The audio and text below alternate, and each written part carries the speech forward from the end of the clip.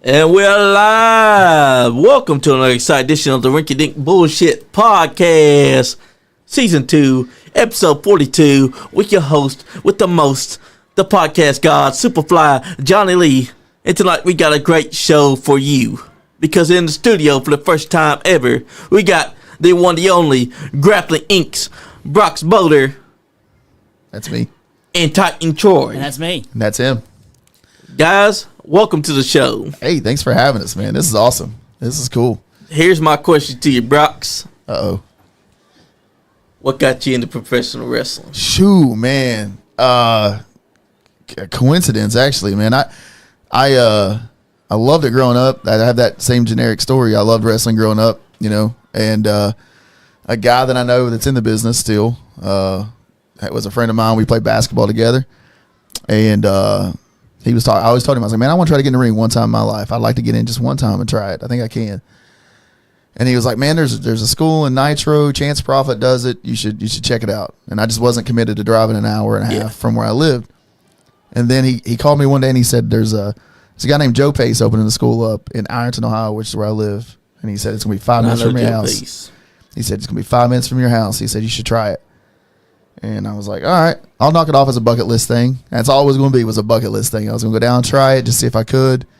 Jillian Hall was the head trainer at the time. And Bobby Blaze was signed on, but he hadn't showed up yet. He was worried about COVID because we started in COVID. We started December 1st of 2020. And Jillian Hall was the head trainer, and I showed up first night and was like, I'll do this a couple times to see if I can, and I'll get out of the business. I'll do my drop down and get the hell out of the business. And I still haven't hit that drop down and get the hell out of the business. So that's where I'm at now. That's right. It's turned into going from trainee under Jillian Hall and Bobby Blaze to assistant trainer to Bobby Blaze and running this freaking school now. So hell yeah. I'm glutton for punishment. I feel like at this point, that's what it is. Same question to you, Titan Troy. It's about the same. I've always been a fan since I was 6 years old. My grandpa used to watch it all the time. SmackDown, Raw, pay-per-views, didn't matter. And 21st birthday, I'm at just working, and I see on Facebook, Joe Pace, hey, we're starting this wrestling school. Done. Got everything together. I drive an hour to Ironton every Tuesday and Thursday and train since the beginning of AOG, and I just loved it ever since. I just love it. Hell yeah. That's commitment, man. He lived in Gallipolis, Ohio. Gallipolis. I didn't mean to say it wrong. My bad, dog. I know how you get mad. My bad. Galliopolis. Galliopolis. Yeah, he drive an hour to train. I saw fire hit his eyes just where he's like, you did that on purpose. Listen, there has to be a little bit of fire in the tag team to keep it alive. That's true. There's air. There's got to be fire. That's how you keep those fires alive, baby. Destiny's watching right now. That's all right. That's all right. Is Destiny watching? Yep. You keep your butt at the house, girl. That's a fun trip. It's the best trip we've ever had, Destiny. I'm just kidding. Don't get me in trouble. So what brought Grappling Inc. together? Oh, man. Stubbornness. Yeah, so there was another version of Grappling Inc. at one time. I started Grappling Inc. with a guy named Juan. Yep. And we had one match, I think, or two matches.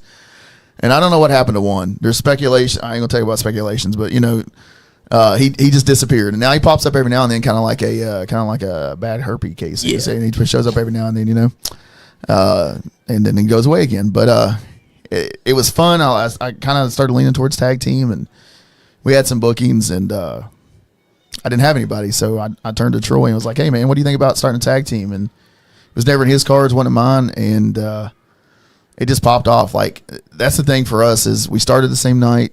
We started AOG the same night. We're day ones from that school, trained by the exact same people. We've had almost exactly the same seminars.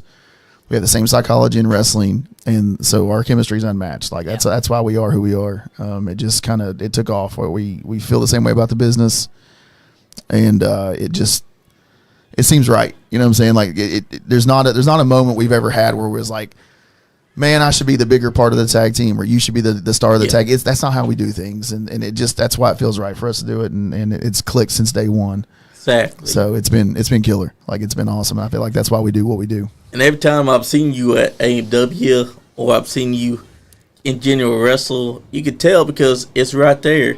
Y'all's moves that y'all do together, it's like you're using him as a battering ram on people, and it just clicks. That's basically what I'm trying to do. I'm trying to kill people with him. That way I'm not trying to hurt myself. You know, Hey, that's true. That's why he got the mohawk, so he'd be more aerodynamic when I give him that lawn dart. You know, especially whenever you allow him to use you to splash off of. We do that. Yeah, that's the thing, man. Is we learned early on what's old is new, and do the simple stuff that works. That's out there, and we just started thinking about stuff, and we watch a bunch of stuff and be like, let's modify it this way, and we try it works for us, man. And we were trained old school. Jillian and Bobby were very old school when they taught us things, and we're still every week with Bobby. We see Bobby twice a week. Still, we both assistant training him with the students we got at school. So with what we do, it's what's old is new, and what we do try not to. I don't want to crap all over the new wrestling style of like, you know, all the big spots. We try not to. Yeah, I don't want to crap on that, but it's just not who we are. Exactly. And you don't have to do those things, you know. So that's kind of what we do. And less is more has always applied, even now. Yeah, absolutely. I feel like there's the new generation can have their thing, but I feel like there's always going to be a place for what started wrestling and what made people love it. So, and you know, if you keep that alive, it'll, you know. And we've always had wrestlers come in here that are legends. And they echo the same as you have. And they will let the young people know, hey, your style, it's okay. But you need to try and do less and more, because you're doing 100 miles an hour. The fans ain't gravitating towards it because they can't keep up. Right. You need to make the fans gravitate towards what you're doing. Rather than popping only the boys, you need to pop those fans. Keep them interested, man. Keep them coming back. Put butts in seats. That's what you're doing. You know what I'm saying? Tell them the story, the right story. And that's the cool thing about the school is we got a guy named Caleb Throne who started the same night we did. Is trained by the same people we're trained by. But he has a new school mentality, but he mixes it with what he's learned in the old school way. And he just recently started like putting that together, and it has elevated his game so much. Caleb Throne is a guy that if you've not seen work, you need to. He's amazing. He goes by the Lunatic. But he's putting that old school, new school stuff together. Kellen Craven. Yeah, kind of, yeah. And he mixes a lot of like the Japan style and what he sees on, you know, the A and WWE. He just takes it all and puts it in a bowl and mixes it up, and he makes it work, man. And we've had him in this studio before, and he showed that he has an old school and new school mentality. I think that's the best of both worlds. Yeah. If you can make that work, then if you can make it work the right way, I know there's people that try it. I just don't think they don't get away with it, but there are guys out there that do it and kill it. Yeah. And I think it needs it. I think you need to have it both styles, but you know, you need the guys, the old heads, to have the old head mentality. Anyways, maybe not the old heads. I'm an old head. I'm old as crap, but that's why I let him. You don't show it because you do look like you're almost 30 something. Well, I appreciate that. I'm not. I'm almost 45. I'll be 45 in March, so I'm old. But I get that. But you're not yet at the age that someone like a Ready X or Bobby Blade, maybe Bobby Blaze, or maybe just in general, one of those guys that's old school legends. Yeah. You still got a long ways to go, and you're still getting there. I appreciate it. I feel that. Bobby makes me not focus. I focus on my age a lot when I first started, and he'd get all in my butt about it. He'd be like, man, you gotta quit that crap. Don't worry about how old you are or what other stuff. Just do what you do. But he helps a lot too. Troy only being 26 and making me do things I don't want to do helps me out a lot too. I force him to do a lot of things. Yeah. Like drive. Yeah, he drives. And then take his girlfriend everywhere we go. Hopefully she's still watching. He's smart though because he's young. Hey, look at this. We got Mayhem Media's Jonathan Edmonds. He says, "Hey, yo, I'll share this one out, bro." Heck yeah, Mayhem Media. He's a good guy because they also do a lot of wrestling talk as well. Good deal. And they're good people. Heck yeah, man. But this man's smart. Make the man that's 45 years old drive him around. Yeah, I'm always driving Miss Daisy. But listen, it's in Baby Blues over there, man. Them Baby Blues are killer. I know you can't see him in the studio, but they I ain't going to say ladies look at him. Never mind, because his girl might be watching. Never mind. Don't be looking at this Baby Blues. That's right. Don't be looking at them Baby Blues. It probably gives you the puppy dog eyes. And you're like, God dang, those Baby Blues get me every time. He's doing it right now. I'm already driving, bro. We drove my truck. We already got to drive home. You ain't got to do it now. We ain't getting home if I don't drive. That's right. I don't drive either, so I can't. God. I don't understand that. He can drive. He has a car and a license. He just makes me drive, the most expensive thing on the planet. Make you. How many times you said, I'll drive? Oh, never. I did Exactly. Exactly. He doesn't make you. He just doesn't volunteer. He's like, Exactly. yeah. I feel like that's the same thing. Exactly. And that's something that helps too, because you're getting the travel with each other, so y'all are building a camaraderie that shows inside your work. Yeah, listen, I've said it, and Troy has said it, that we've learned more from Bobby in a van or a truck driving down the road than we ever learned in the ring. And then the cool thing for us is we're at the point now where we can stick the young guys that are at our school in the back seat of the truck and be like, "Hey, go with us. We'll try to get you on the show, or we'll get them booked prior to the show, and we stick them in the truck and put them on the road with us." We've done it with guy that's on the screen now. Of course, he knew what he was doing beforehand, but Jordan Carlisle, heck of a good talent. Lifeguard Ross. I got to see both those guys recently at AMW Great. and KWF. Yep, they're great. They're great. Come from the school. Carlisle was trained a little bit before he showed up there, but he picked up. He fine tuned with Bobby and us, and but we put him in the truck with us and got him booked and got him different places, and then they just showed what they could do, and they done the rest themselves. And then we're doing the things now. We got a guy named Dirty Travis Durton that we just put in the truck and took in Spencer with us. The prize fighter Ken Jenkins. Sarah Bubbles, the Neon Enigma. We just put them in the truck and be like, "Hey, let's go. We're going to do this." And I feel like that's what you need to do. Like there's no gatekeeping on our end. Exactly. There's no gatekeeping. There's no gate. We want you to succeed. We want you to eat. Be at our table. Our table's big. Exactly. So sit down. It's like how the Nice Guy podcast feels about podcasting. It's not about gatekeeping. It's about building each other up. Because Absolutely. if you gatekeep, you're basically doing a disservice to yourself and to the people that work with you or work around you. Right. Yeah, absolutely. We tried to. We don't ever gatekeep, but we try to do our best to prepare people. Sink or swim. That's right. You're gonna do well, or you're not gonna. You're not gonna make it. Throw them in the deep end of the pool. Like throw them to the wolves. Like asking questions on a podcast when you never have before. That's what it's all about. Is just doing things you're not pretty comfortable face. with. I actually don't know what you guys are talking about. Yeah. Oh, well, she'll learn eventually, but that is what you do in wrestling. The best way to learn is when you're actually thrown out there to the wolves, and now you gotta on the fly figure out what's going to get these people popping to what you're doing. You could try to do what other people do, but you should always focus on trying to be you. Absolutely. Like Dusty Rhodes once told Ric Flair, instead of trying to be the first Dusty Rhodes, why don't you try being the first Ric Flair? That's right. That's absolutely right. And that, that's the thing is like throwing them to the wolves and then not getting upset when they fall flat on the face. Yeah. Pick them up, dust them off, tell them what they got to do right the next time around. We just had a kid, Marcus Matthews, that got a match with Shane Storm at one of our last events, and that was a cool opportunity for him. Even if he didn't understand, he did, but it's a cool opportunity for him because Shane Storm is Shane Storm. I don't, my favorite thing about Shane Storm is how he talks about how he wrestled Dusty Rhodes and beat him, but don't look it up on the internet. But it's true. That's just Shane. But another Bobby Blaze guy. But he got to wrestle a guy like Shane Storm in his like fourth match ever. Yep. Nice. My first match was with Jock Sampson. Nice. That was my very first match. His first match was with Shane Storm and Seth Martin. Seth Martin in a 2-on-1. Like, it's just one of those things, man. It's just these vets that will get in the ring with you and give you a chance and give you an opportunity, and that's where we learned, and that's where we got our butts whipped by those guys, and that's what we're trying to do now. Exactly. Just, throw them to the wolves. Jock Sampson done to me like he threw me to the wolves. Like I remember our very first show, they played his music way earlier than we were supposed to. Yeah. And he was like, "You ready, kid?" And, no, I'm not ready. What you talking about? I ain't ready.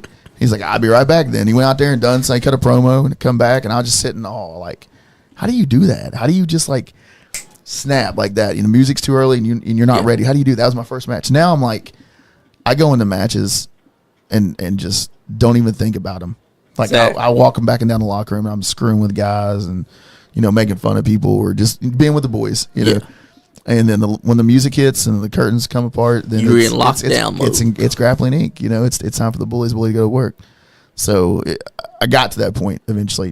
Troy got to that point eventually where we were like, "Oh my God, the music's playing. What are we going to do?" And then now it's like we're standing behind the curtain and we're like one of the last things we do before we walk out. I always tell Troy, I look at Troy and be like, "I don't know what the hell we're doing this match.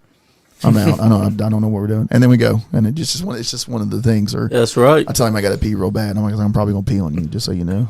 It's just to be fun, That's right. Just to break the ice.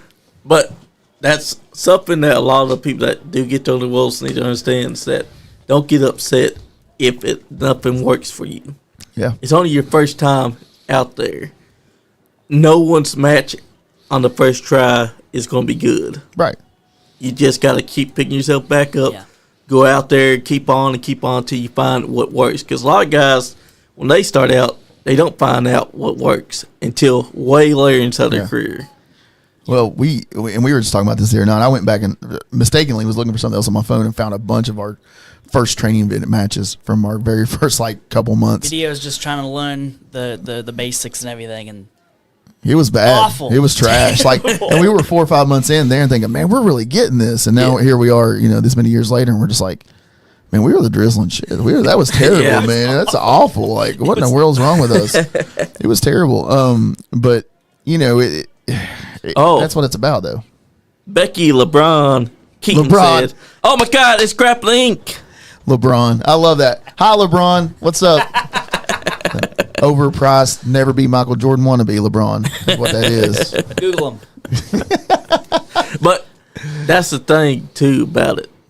A lot of people, they don't want to admit that their match can be drizzling shits. But what they need to understand is that if you can admit that, you're already on the first step of becoming better than what you was. Yeah, everybody wants to have the best match on the card, man. But if it's not your night, it's not your night. It is what it is. Yeah, that's right. I've had bad matches. Someone's recorded. Some probably fine. Yeah, there might be one on this show right here. No, I'm just kidding. I'm just playing. They're not. To me, they're not good matches. I've had people come up to me like, "Oh, it's a great match."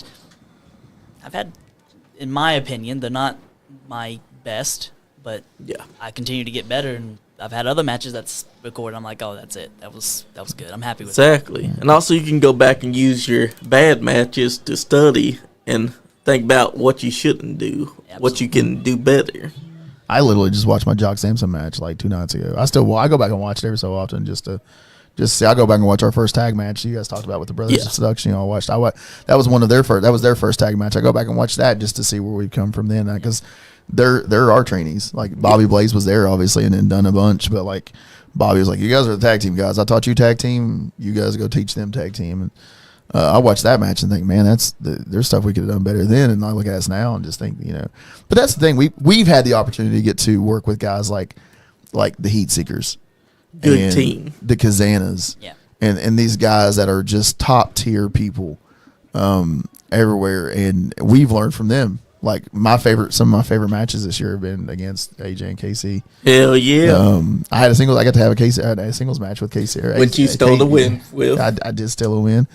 I did steal a win from KC, just so you know. Don't worry, I was watching it. Oh, good. I'm glad. That one was you in person? No, it was live streamed. Oh, okay. Well, I'm glad. And I was sitting here The way watching all the time. As soon as you rolled them up, and 1, 2, 3, she went ballistic. I think I threw my phone. Well, that's fine. Listen, that if it makes you feel better, I did thank him for the house though during the match. Just so you know, I did. You always got to thank KC Kazana for the house. Anytime you're around KC, make sure you thank KC. Thank you for this house tonight. I appreciate you, brother. If you're Casey, watching. don't watch this. Oh, he will because I'm here. Because I'm here, he will. He has been tuning in without you even realizing it. Yeah. What? Yeah, he does tune in. Never mind. KC see everything. No, those are some of my favorite matches, guys. And then Heat Seekers. The Heat Seekers this year we got to work them a couple times. They were really fun. Heat Seekers look like they should be on TV right now. 100%. Oh, they're really good. I love them. Stu Crew. Who else we got to work? Stu Crew. Oh yes, Stu Crew. I know them. They're great. We got to work them in Middlesboro, Kentucky this year with AMW, and that was a fun match. Yeah. They're fun. Yeah. They're fun as hell. Good dudes. And then who else have we got to work this year? It's been really fun. Oh, the runway. The runway from Route 33. They're really fun. They're based out of Pittsburgh, I think. They're trained by Chris LaRusso. Yep. Nice. They're fun as can be. Great tag team. The Viper said, "Love you guys." Listen, behave yourself. Everybody got to behave themselves. No, she's not the one that we have to worry about. She is not the one we have to worry about. They're a part of. She's a part of Headlocks. Yeah, they're great people over there. I love. Yes, they are. But that's also something that a lot of younger guys can learn from. Is that you guys didn't immediately start out to be as great as you are. You guys had the drills and shits, but you've taken a look at your old stuff, realize I can do this better. I can drop that. Let's try this. Yeah. That right there shows that you are on the first track step of becoming better than the Grappling Inc. of last year. Yeah, we. I think I just posted about this. We've had 2 consecutive really great years. 75 plus matches per year. Maybe higher than that. Honestly, I'd start to lose track. But the last 2 years, we've had at least 75 matches per year. Probably 25 different promotions across the last couple of years. 8 states. Just, and that's what makes it. And that's the thing. We want to keep that going. But, when we first got started with Grappling Inc., we were like, man, you're giggling about something over there. Yeah, Viper said, yeah. I'm not the one you have to worry about, and thank you for the plug. Yeah, the plug. I'm a 12-year-old boy trapped in a 45 million man, 44-year-old's body. No, like we first started Grappling Inc., man. We were working like outside of our personal events there at home. Yeah. We were working like 2 or 3 events when we first got started. Every couple months we'd get a booking. And I was like, man, maybe this isn't the thing. But then I just didn't realize then that it was.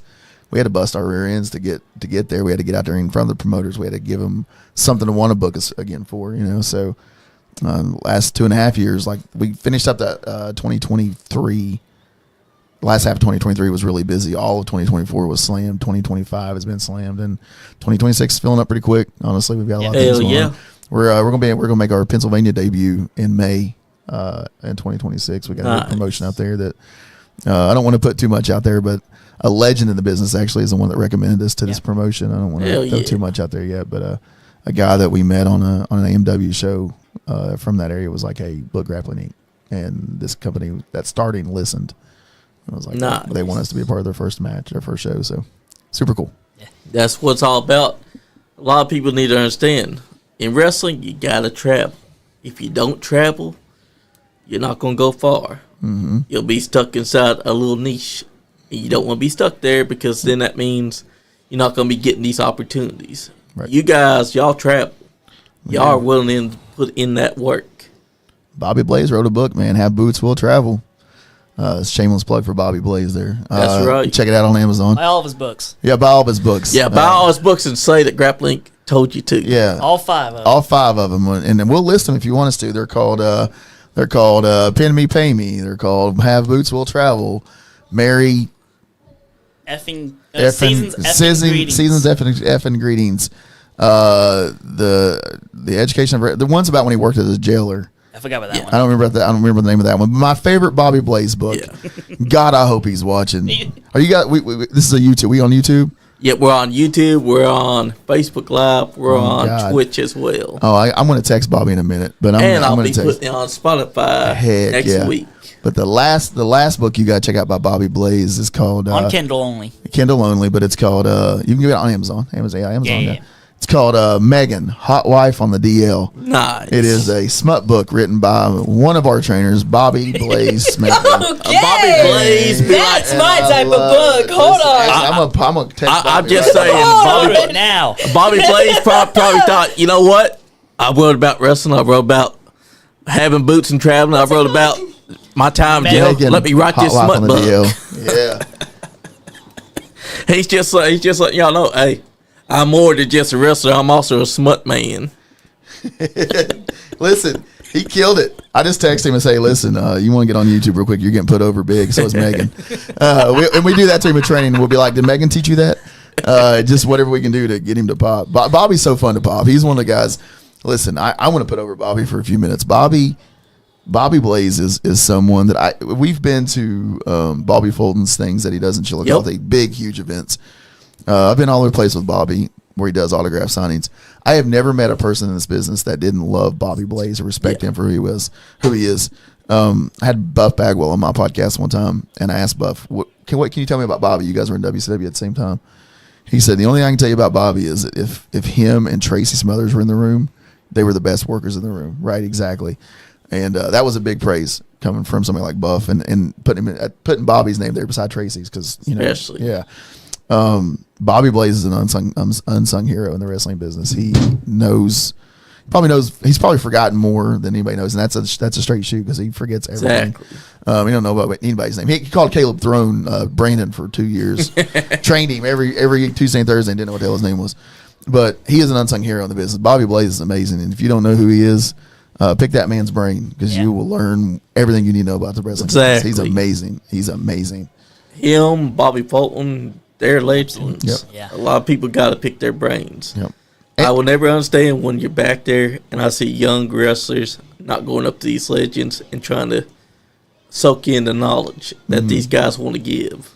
It's crazy. And I'm going to pull the curtain back a little bit because this is a sore subject for me. We were in a locker room recently, and I know where Troy's know where I'm going with this. And if he doesn't, as soon as I start, he gets it. He's going to start laughing. We were in a locker room one day, and somebody said something about Bobby Blaze, just mentioned his name. Yeah.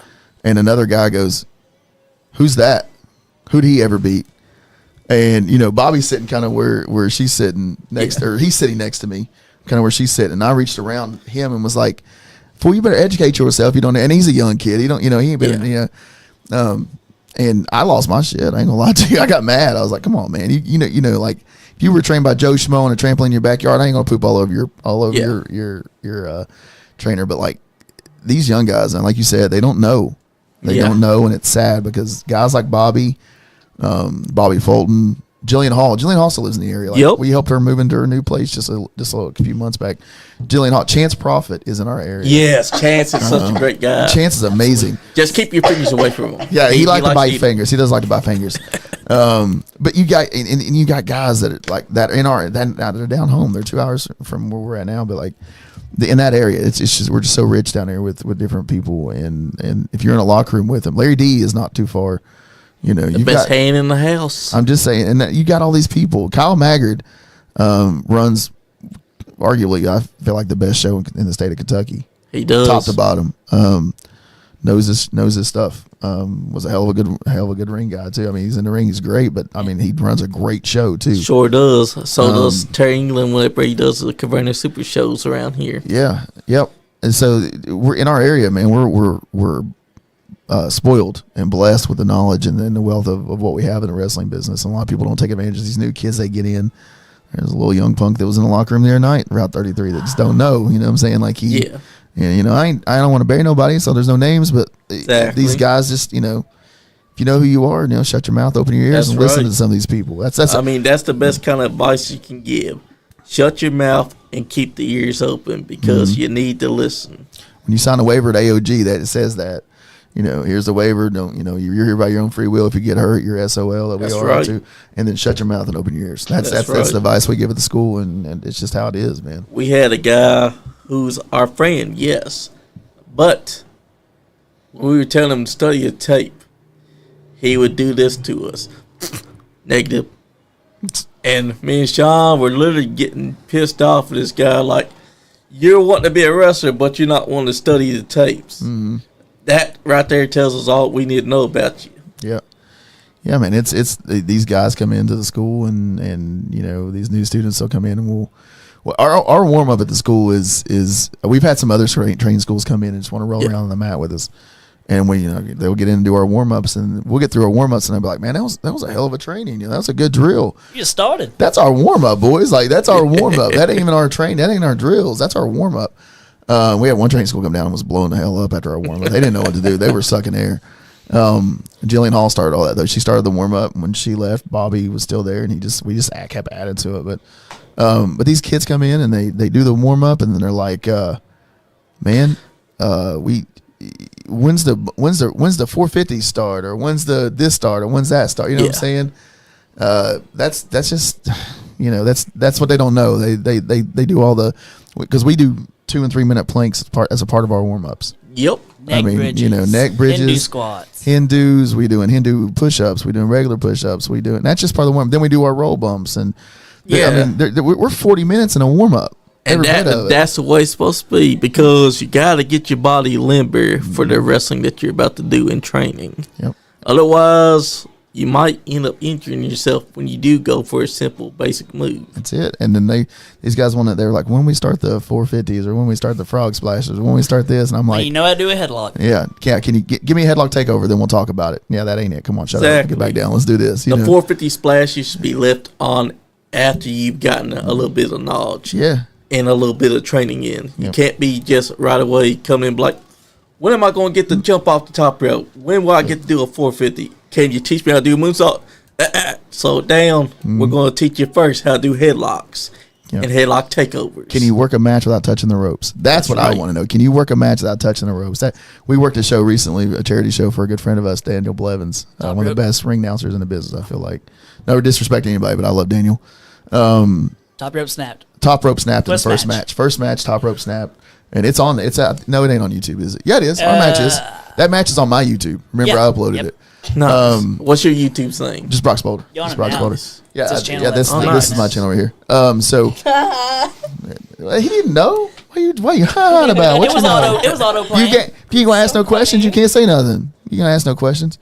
But yeah, we the top rope snapped in the first match. We were wrestling two guys from Wrestling Revolver, Alpha Sigma Sin, and great match, good dudes. Top rope broke, and we were just like, "We're gonna work now, boys. We're gonna work, boys. We're gonna work." So like people gotta understand when those situations happen, you gotta learn how you're gonna work without that rope. I think we used the ropes once, but I didn't even have to. I just did the Rey Mysterio. We done them in the beginning. I don't have to. I just did it because I'm stupid. My favorite part was to step over him like Kane, because I've always wanted to know what that's like. And looking at all 5 or 6, I'm not stepping over the top rope. So when the middle one was out there, I was like, I'm stepping over this like Kane. I was doing like it's the top rope. I grabbed the top rope and just jumped over it. Plunge it over. I grabbed the second one like, oh, I'm so athletic.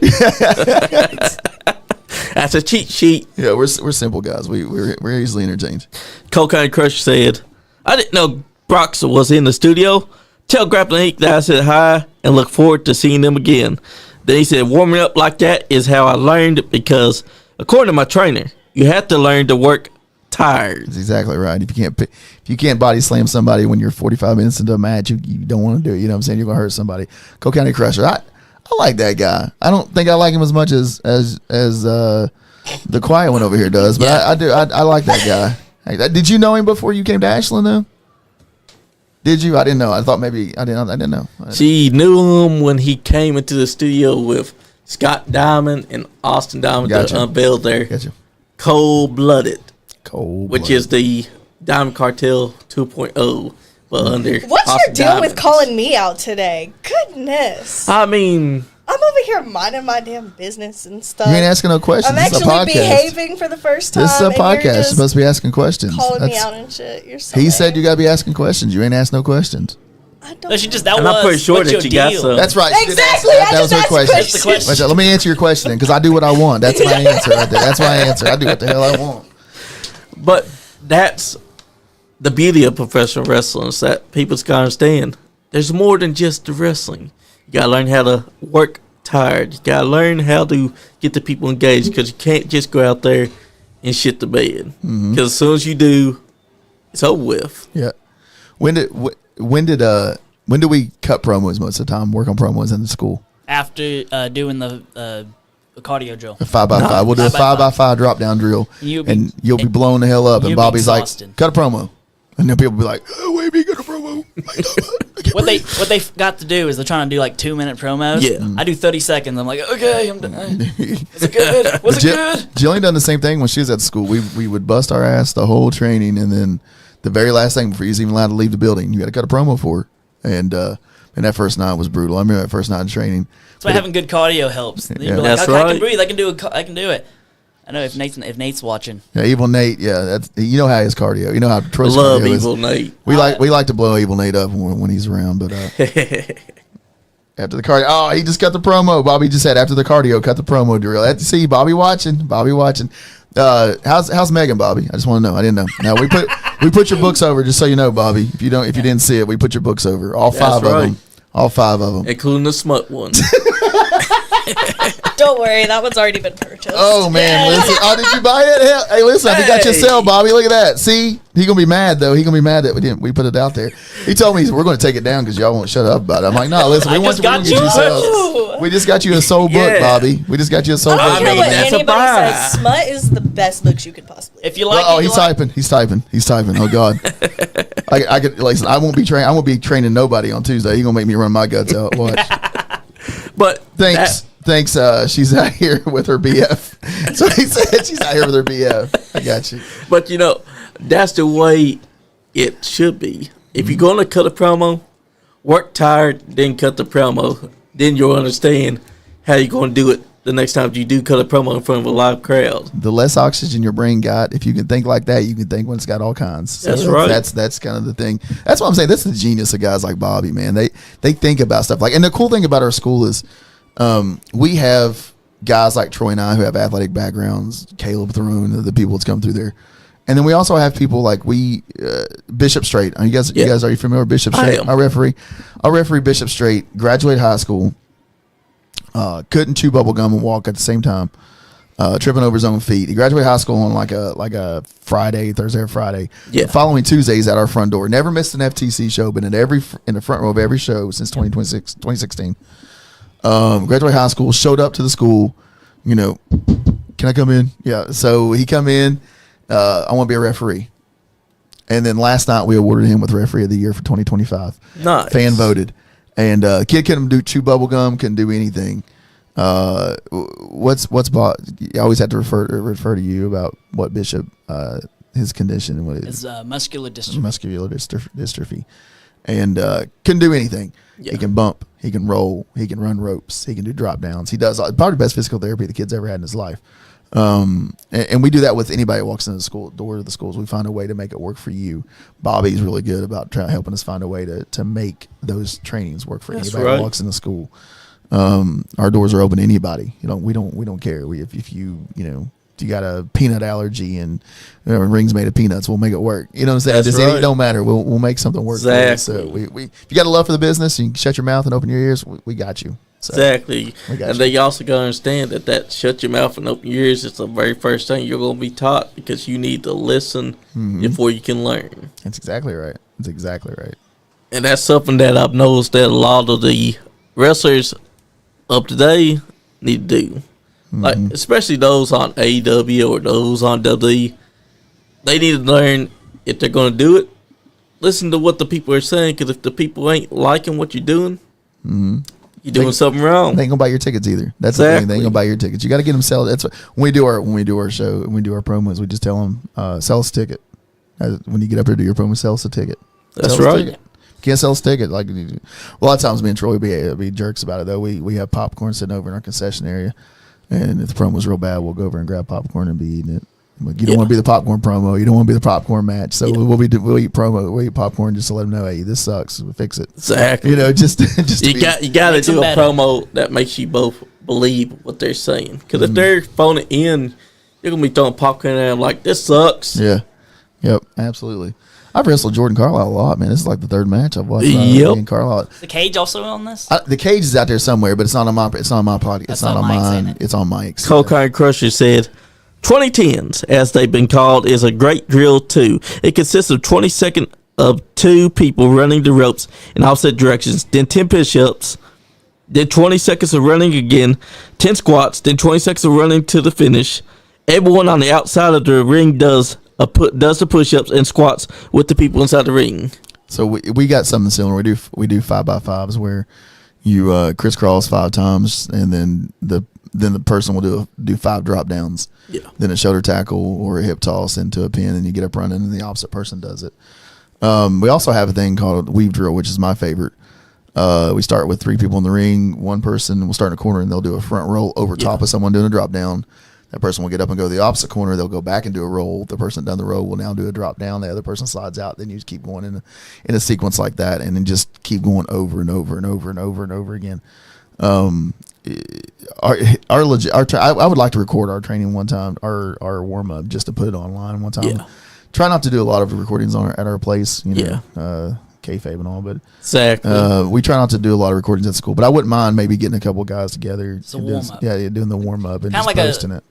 Those old like training CDs you'd get like this is what we do. Yeah. What was that one? The Tybo, like we'll make our own Tybo Yeah. video. Like we'll just make our own Tybo and put it on a website somewhere. I've seen someone use the duck walk as a punishment. If you mess up, you get the duck walks and you have to do them around about 20 times around the ring. You can't stand up. You can't do nothing. You got to be inside duck walk position and walk the entire direction around that ring for 20 long minutes. Oh, I'd get the wrestling mat out and make them do go for like single legs. We have shoot under for single legs. We have cone drill that we do. This is it's like when people show up for the first time. Yeah. We lay a cone in the middle of the ring, flat down, and that kind of simulates someone laying on the ground. And you do drop down, jump over, hit the rope, drop down, jump over, hit the rope, and that's one.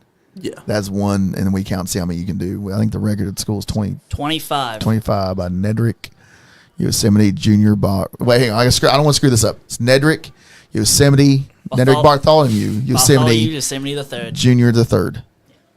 Yeah, I know it's a mouthful. It is a mouthful. We just call him Ned. We just call him Ned.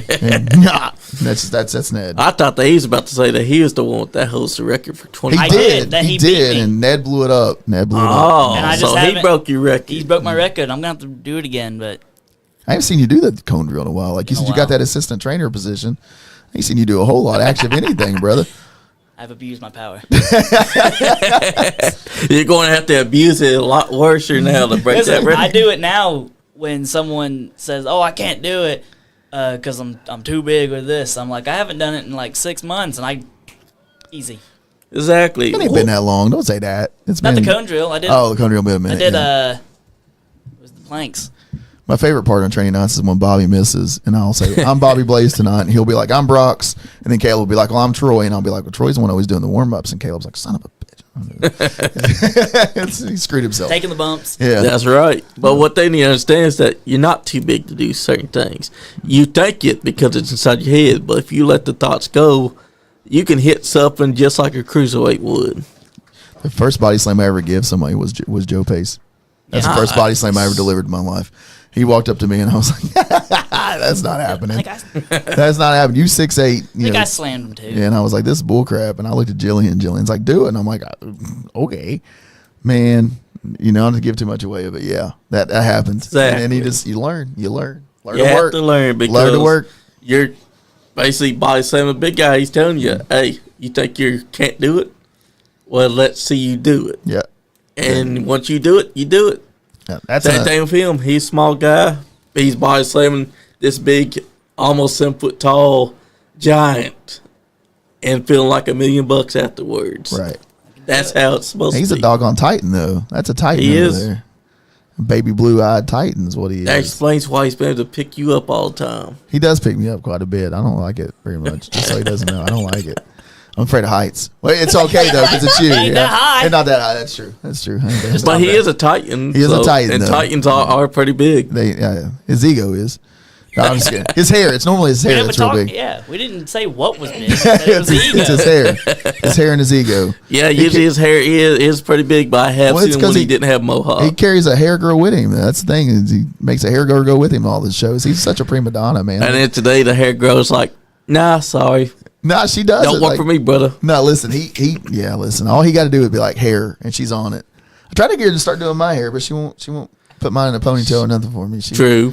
I'm gonna cut mine back short again because I can't get nobody to do my hair for me. So Yeah. I need a hair girl. Because now you're starting to grow out the hair, and you're like, God dang, how can I get this looking good? Yeah, that's what I'm saying. I told her, I said, be productive or be absent from my truck. Right. You know what I'm saying? And she just hope she's watching. Because you've noticed that Troy's getting all this pressure. You're like, well, what about my hair? Yeah, I got hair now. Yeah, man, my hair's long. I've never had long hair like this. I don't know how to handle it. I don't know what I'm supposed to do with Just it. relax there, Robert. My bad, Ricky. I'm sorry. My bad. I didn't mean to. My bad, Ricky. But that's the thing about you two is that y'all built up this camaraderie together because y'all been traveling together, wrestling together, eat, sleep, and watching and training together. That's a perfect tag team. His mama's my mama. I'd straight up that his family's my family and then vice versa. Yeah, his mom is in the front row of all of our shows, and she's loud and proud. I'm just telling you, she's Mama Heck Watson. yeah. Mama Watson's all about it. So, What's up, Charlie Owens? I see you watching, brother. That guy can make you graphics if you go and hit him up. Because he does a hell of a job. For cheap, too. we're always looking for stuff like that, especially it's running the shows at the school. We do a monthly show at the school. We do one every month. Summers are about the only month we don't do anything at the OG because we have fairs and festivals. We travel a lot, too. But we ran 16 shows last year as a company as part of FTC AOG. And we kind of treat it like FTC is like the WWE. Yeah. AOG is kind of like the NXT kind of theater system. But we have a school there that we run monthly shows at. We got one January 3rd coming up here. So... Cocaine Crush said, speaking of body slamming someone, I'm going to body slam the man I faced last time. Next chance I get, brother, I'm going to prove that cold power is the best power. I think the last guy he faced was Wes Segura, right? Wes Segura, and he just had a little bit of trouble with Juan. Juan made an appearance at our last show. I never can catch him in the locker room, though. Like, try to catch Juan and be like, what happened to you, bro? Like, I'm glad I got him, but, like, what happened to you? He always dashing. He out. He's like, I'm not staying here because the Brocs will want to know the answer. Yeah. I can't give it. I got him in trouble a few times, and maybe that's why he didn't want to be a tag team with me. I got him in trouble at a few different promotions, so we won't talk about that. That's because you're a troublemaker. I am not a troublemaker. I can just look at you and tell that you're a troublemaker. Troy, am I a troublemaker? Sometimes. Exactly. Oh, come on, Troy. Come on, Troy. Really? How many times I ever got you in trouble? Yeah, don't answer that. Never mind. Yeah, that face alone just says, let me think of an example. That reminds me of Carl Anderson from the Good Brothers. Used to work here in Kentucky. Did not want to work here in Kentucky no more after Donnie Green, the man right there, and his cohort, Barry Steele, would rip him to death for a bunch of ribs on him that had Carl Anderson finally saying, I can't do it no more. I can't do it no more. They're causing trouble. No, I can't do it no more. I'm done. I'm over with. And they're like, we wouldn't be ripping his ass if we didn't like him. Exactly. You know, a lot that happens to me a lot. I rib everybody, and people are like, "Man, that Brock's a little bit of an a-hole," but I'm not. I just like, I like to mess with people. Troy, I'm trying to think of. When have I got you in trouble? How many times have I ever got you in trouble? He's trying to think. I know he's trying to. He's really racking his brain over. Can't use Destiny either. That doesn't count. Yeah, you can't use Destiny. Why doesn't that count? Trouble is trouble at the end of the day. Because she's part of this training school, and it's when you sign up, it's just like it's she's a wrestler. It's the waiver. It's to shut your mouth, open your ears, and it's Brox is going to mess with you, and then you sign. That's right. That's what it is. I keep adding to the waiver. I'm going to have to update that waiver now. It's gonna be like this thick. Yeah. What people gotta understand though is that ribbing isn't bad. Yeah. Ribbing can be a fun pastime that a lot of wrestlers have done to each other. I mean, you've seen bosses do it too to their wrestlers. I legit just done it to one of our young kids. I can't tell you what I did, but not on air. But I did. I just ripped the shit out of one of our young kids at school, and it was glorious. It was absolutely glorious. I can tell you about it off air, but yeah, it was really exactly. My favorite. It wasn't. He woke up before we could rib him. Party Man Cam. Oh yeah, Party Man Cam. He was all right. He was in the locker room. He was at our AOG. He was at our locker room. AOG, and he had a TV dinner, and he fell asleep. I was like, man, I should shave his eyebrow. He's asleep like this, and you can see him go. With his TV, when his TV dinner in his lap though. It was in his lap. Yeah, his TV dinner was in his lap. He is passed out. I got a picture, I think. Yeah, there's a picture. He's passed out with the TV dinner in his lap. And he would come with Adrian, and I walked by him, and I was like, is he asleep? And they're like, yeah, he's asleep. And I was like, yeah, y'all let that go. That's on you. And I went back to Gorilla, and I was like, cause at the show at AOG, I'm running music, I'm wrestling, I'm busy all the time. He's passed out with TV dinners, man. Yeah. That would have been a problem too to shave his eyebrow before he could open his eyes. Dude. What is it? Please send that to me. I am going. Oh! I love getting stupid photos of my friends. Cocaine Crush says, I've got some rib stories of my own, and I can agree. It's one of my favorite wrestling pastimes. Yeah, absolutely. It happened to us. I mean, it happened to us. I got it good when I was young, when I was first in the business. Another one I can't tell on air. Actually, I can't tell one on air. I'm going to tell one on air. And I got Devon Dudley. Woo! I got Devon Dudley and Sarah Bubbles at the same time. Nice. Troy, you know what I'm I getting do like that at. So this, That's like so we were working a signing, and we were both working with Devon Dudley. We were doing taking the pictures, taking the money, whatever. Yeah. Early on, and we had showed him. Was I a Devon? You were standing there with me, I was with anyways. Slaughter, but he had to leave. Slaughter, that's right. Slaughter left early, so he came over and stood with me at the table. So we were just talking about us being tag team wrestlers, and he's like, "Show me some stuff." So we showed him our monkey flip senton. Yeah. He loved it. He thought he's great. And he just gave us a few pointers on it, which I'm like, it's a Hall of Famer, man. This guy's got his Yep. ring on You right better now. listen to him. You're going to shut your mouth and open your ears. That's right.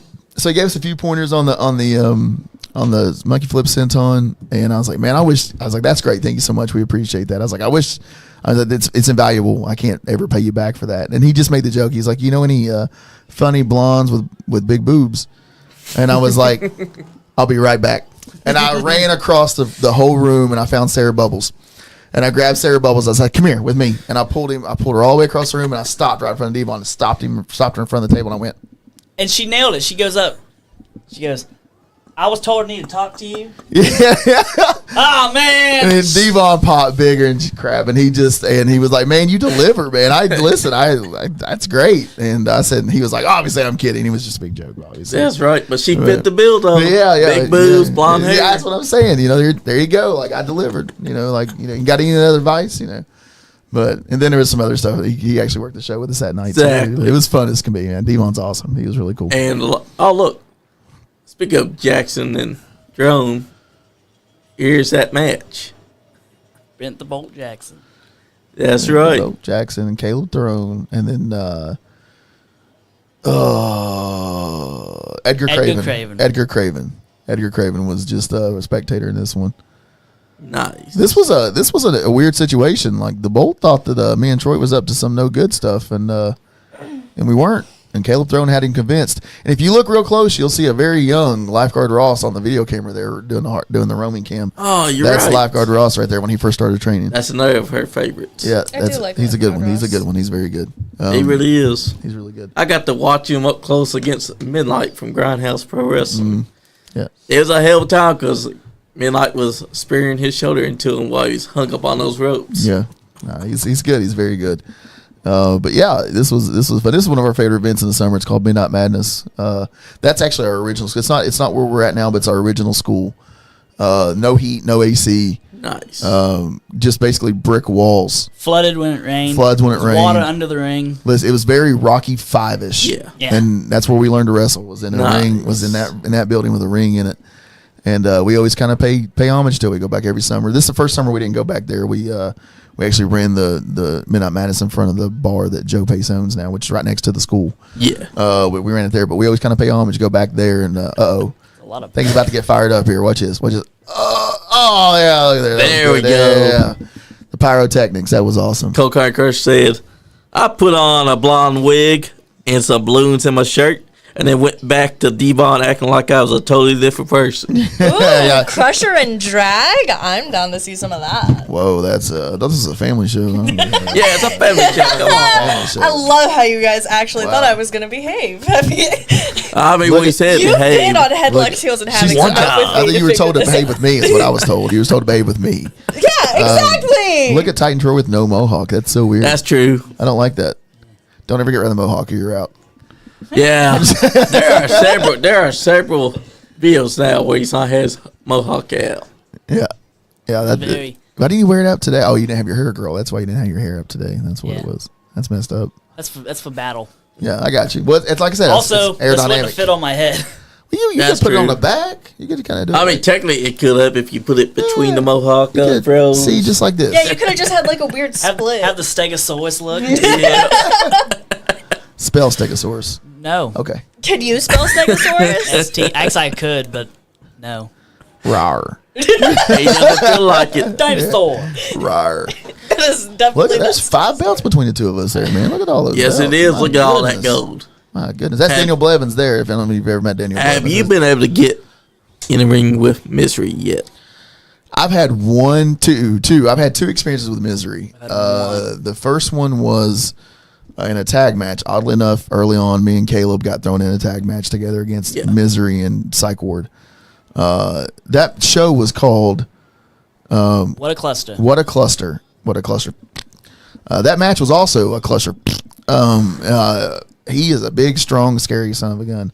And then he come and helped me and Troy one time in a match. And before he got out, he chokeslammed both of us. Little prick. He's a strange guy. Yeah, he's a strange cat, man. He's a strange cat. I wrestled him in Canova, West Virginia. Yeah. He knocked me out. He then carried you to the back, didn't he? Yeah. Troy jumps off the top rope and just takes a right hook, and then he just dies, and then Troy gets carried to the back. The only time that Troy didn't have his buddy Brock's out there to help. Yeah, I was in the stands, and I went about to help his ass. That was before grappling night. Was it? Was that before? Oh, it was before. Well, yeah. You got lucky. You found Brock's. Yeah, I was. I got lucky. I got lucky that I found a Ricky, so I could be the Robert. And that's what I got lucky from. Unfortunately, he could take a punch. Unfortunately, it didn't stop Misery from chokeslamming you both. Yeah, no, he did. Down the line. Yeah, and it was 130 degrees in the middle of that field too. It was hot. Carter County Fair in Carter County, Kentucky. It's always hot. I feel that. It's either hot or flooded. Oh, yeah, the first year it flooded. Take your picks. Yeah, it's either hotter than it's not. But that's how it is in wrestling. You can work in the ring. You can work without the ring. Even inside the cold, take your chances. Yeah. That's what wrestling's all about. It's not ballet. Mm-hmm. If you're there inside the ring and it's raining, work with it. I've seen guys try to complain that it rained and they can't work it. Then I see other guys that can work that mat even if it is full of water. Tell them, bro. We done it. I wrestled. He's in Catlettsburg. Big thunderstorm. I was in the main event with Jake Christ.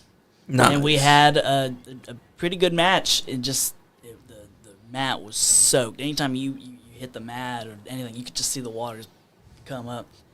And it was rough. But nobody left no either. one That was left. the thing. Like, it was an outside show and nobody They left. just had the umbrellas. That's right. Yeah, they were just out there watching. When you got a crowd like that that's eating out of the palm of your hand, they ain't going to be leaving.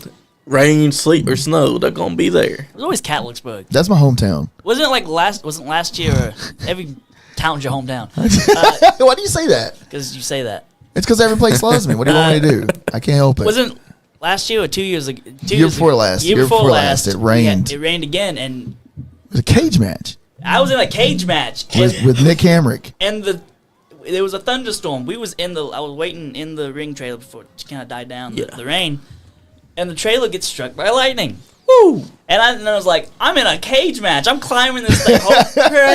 It's like this goes from just a cage match to an electrified cage match. I was like, I could just feel what you're thinking that moment after witnessing that lightning strike. That you're thinking, please don't let this hit this cage. Right when I'm touching it. Yeah. Especially. I'm like, no. And also, you just want to get out of there because now you realize, oh shit, I could be struck by this. I don't want to be electrocuted. Let me just get it out real quick. I don't want to be 15 feet in the air and then get shocked and then go down. Slam right down On the into ground, the mat. Or the ground. Yeah. My favorite part of that night was I was standing under the tent where the music was with two other guys. That lightning struck the theater, or the trailer was just probably 40 feet in front of us, 30 feet in front of us, and it hits that trailer. And two other guys that stand there with me. Evil Nate was one of them. Nice. Evil Nate, that lightning strikes, and Evil Nate and the other guy just shit all over themselves when it hit the trailer. And I didn't sell it at all. Because I didn't register it was lightning. I just thought something happened. I was like, yeah. They both take off running like they were getting chased by Leatherface, and I was like, where y'all going? What's going on? They were running away from it. And they were like, is anybody in the trailer? I was like, probably. Why? What happened? There was a whole trailer full of people. I guess my thought process was, well, I'm in the trailer, got struck by lightning. Lightning don't strike twice. If I got struck, if I got struck twice in one day, exactly. That's terrible logic, brother. I think if you got struck twice in one day, you just need to go ahead and quit. Or go buy a lottery ticket. That's the next thing I would do. I survived. Yeah. That is not good luck. Like if you get struck by lightning, like getting struck by lightning once is a huge the odds of it. Yeah. If you get done it twice, go buy a lottery ticket because your luck is like great that day. Not really. I mean, if you survive 2 lightning strikes, that's great luck. Yeah, if you survived, that's great. Oh my gosh, That's great the pain luck. after would be horrible.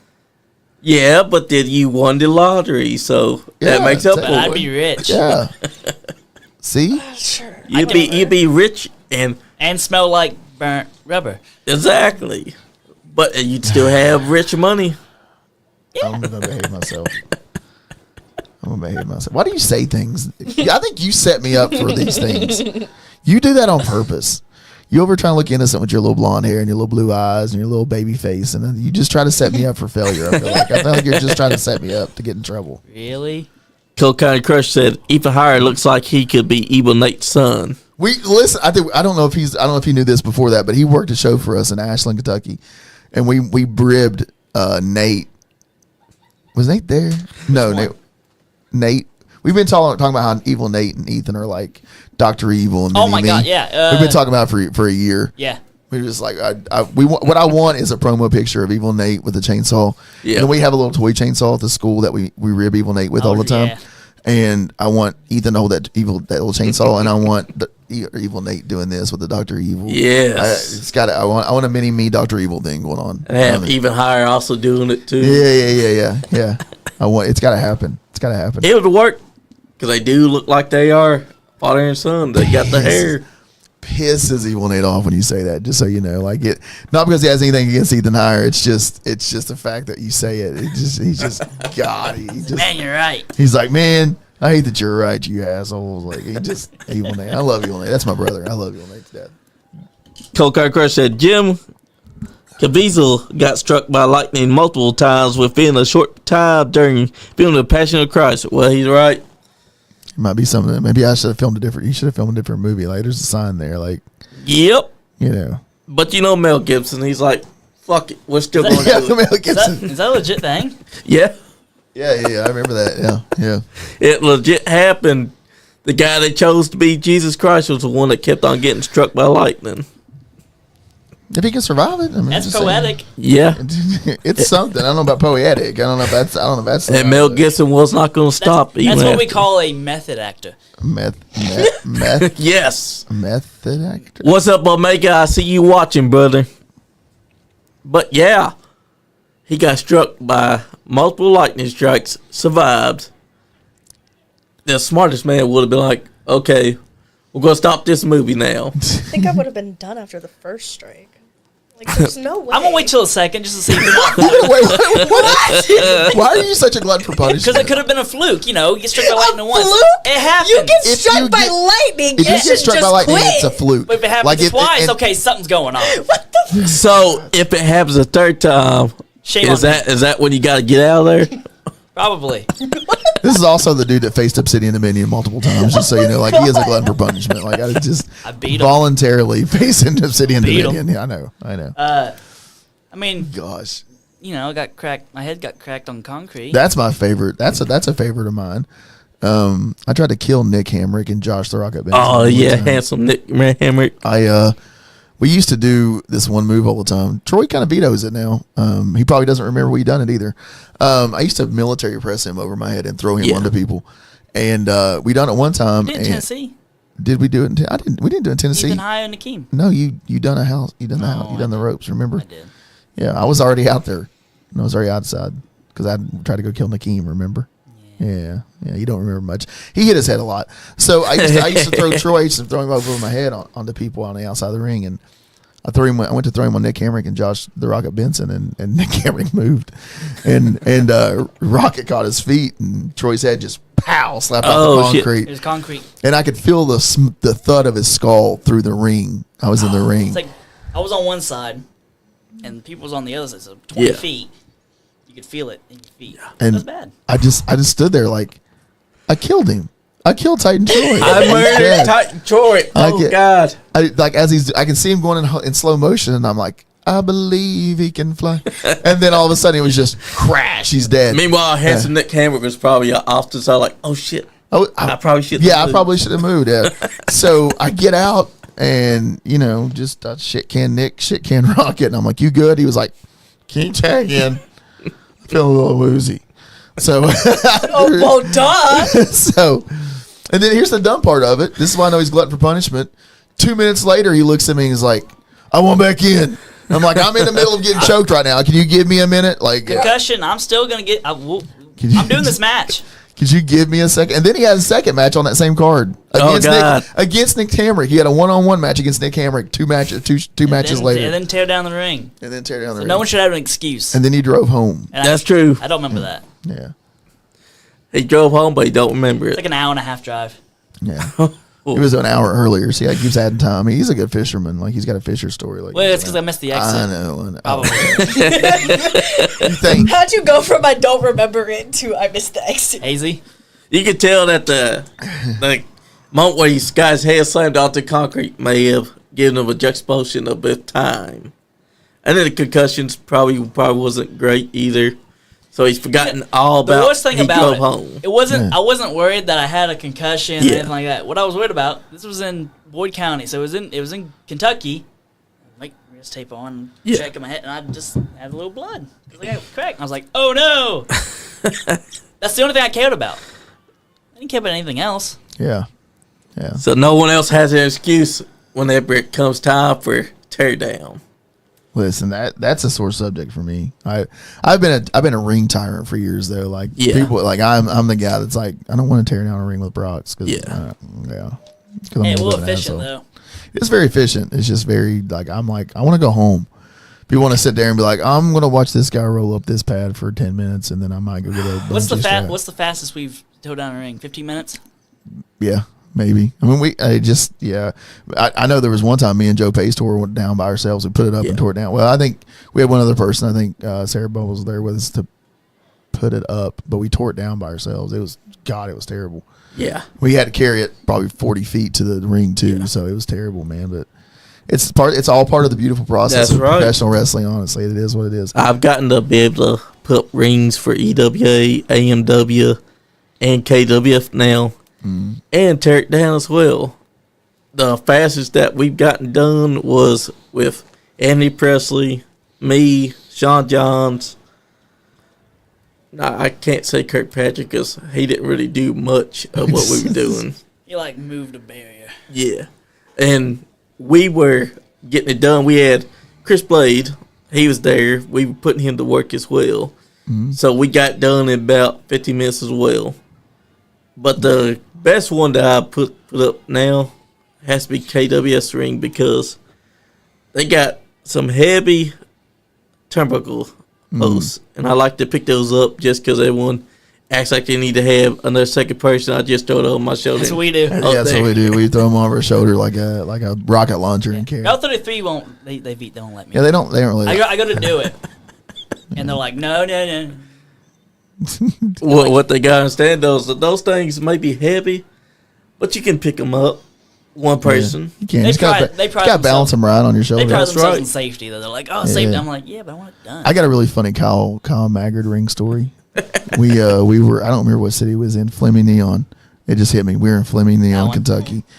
And he had rented our ring. We have a cage that we put around our 18-foot ring. We have two rings. We have a 16 that we train in. We have an 18 that we travel in. Nice. And we have a ring or a cage for an 18-foot ring. Well, he had booked a cage match down in Fleming Neon, and Joe was like, "Yeah, we'll bring the ring with us." Me and Joe and Lifeguard Ross went down, and we brought the cage down. So our cage is in 12 pieces, and then what we do is we put it together. Yeah. And hey, thank you, appreciate it. I need another one if you don't care. Thank you. Please. No, thank you. He don't. He's good. Just kidding. So we. So it's 12 pieces, and we once we carry it in, we'll put 3 pieces together. So it's only 4 pieces once it's time to go up. Well, thank you. So we carry the cage in, we put it together, and I'm looking at the cage, I'm looking at the ring, and I'm looking at the cage, I'm looking at the ring, and I went, "Hey Joe, what size Kyle ring?" He goes, "I don't know." I said, "Okay." So I walk up to Kyle. I said, "Kyle, what size is your ring?" He goes, 16. I said, cool. I said, "We brought an 18-foot cage." He goes, "Well, you know how Kyle is. What do you mean? Joe said it was, Joe Pace said that thing was 18 foot or 16 foot. It'd fit my ring." I said, "Well, Joe Pace also, forgets to wipe before he poops or whatever." He's just, so he, taking down cage story. I don't know what that one is. Bobby, you're going to have to be more specific. Hang on. Bobby does that. But anyways, so. You gotta always make sure your cage will fit the ring. Yeah, so he's like, what do you mean? And he goes to Joe, and you see Joe and Kyle just going back and forth with each other, and I'm just leaning against the cage like, idiots. Like, so I tell you what we did, and Kyle hated the idea, but the only thing we could do is, I was like, just set it on the ground around the ring. Like, it's only going to be about this far above the top turnbuckle, but still, I was like, set it on the cage around the ring. That's all that you can do with an 18-foot around a 16-foot.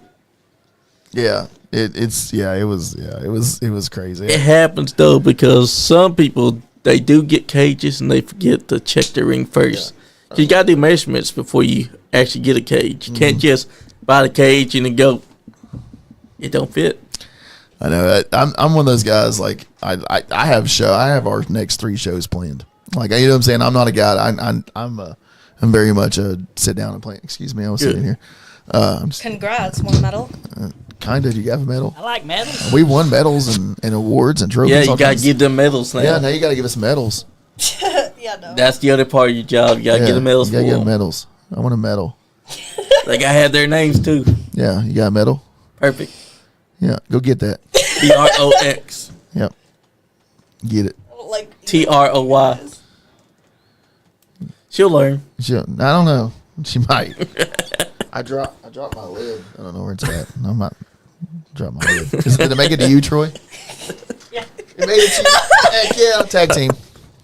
See? Tag team. Camaraderie. Tag team. It shows. We do that crap all the time for whatever reason. Whatever it hits, just we'll be like, tag team. Heck yeah. Stupid stuff. Cocaine Crush said, we tore down the ring pretty quickly at the last show I was at for y'all too. Absolutely. Y'all are super efficient and I love it. That might have been the quick one. Yeah, it was a very quick, and we had a lot of help, and yeah, it's just, I started. Joe showed me how to do it, and then he just kind of passed it on to me, and then I've kind of just I make Troy do it. I'm just like, what I think it helps because we have our rings, those really heavy duty ones. So like if you can do that, you can do these like one that's a little bit lighter. Yeah, like dome.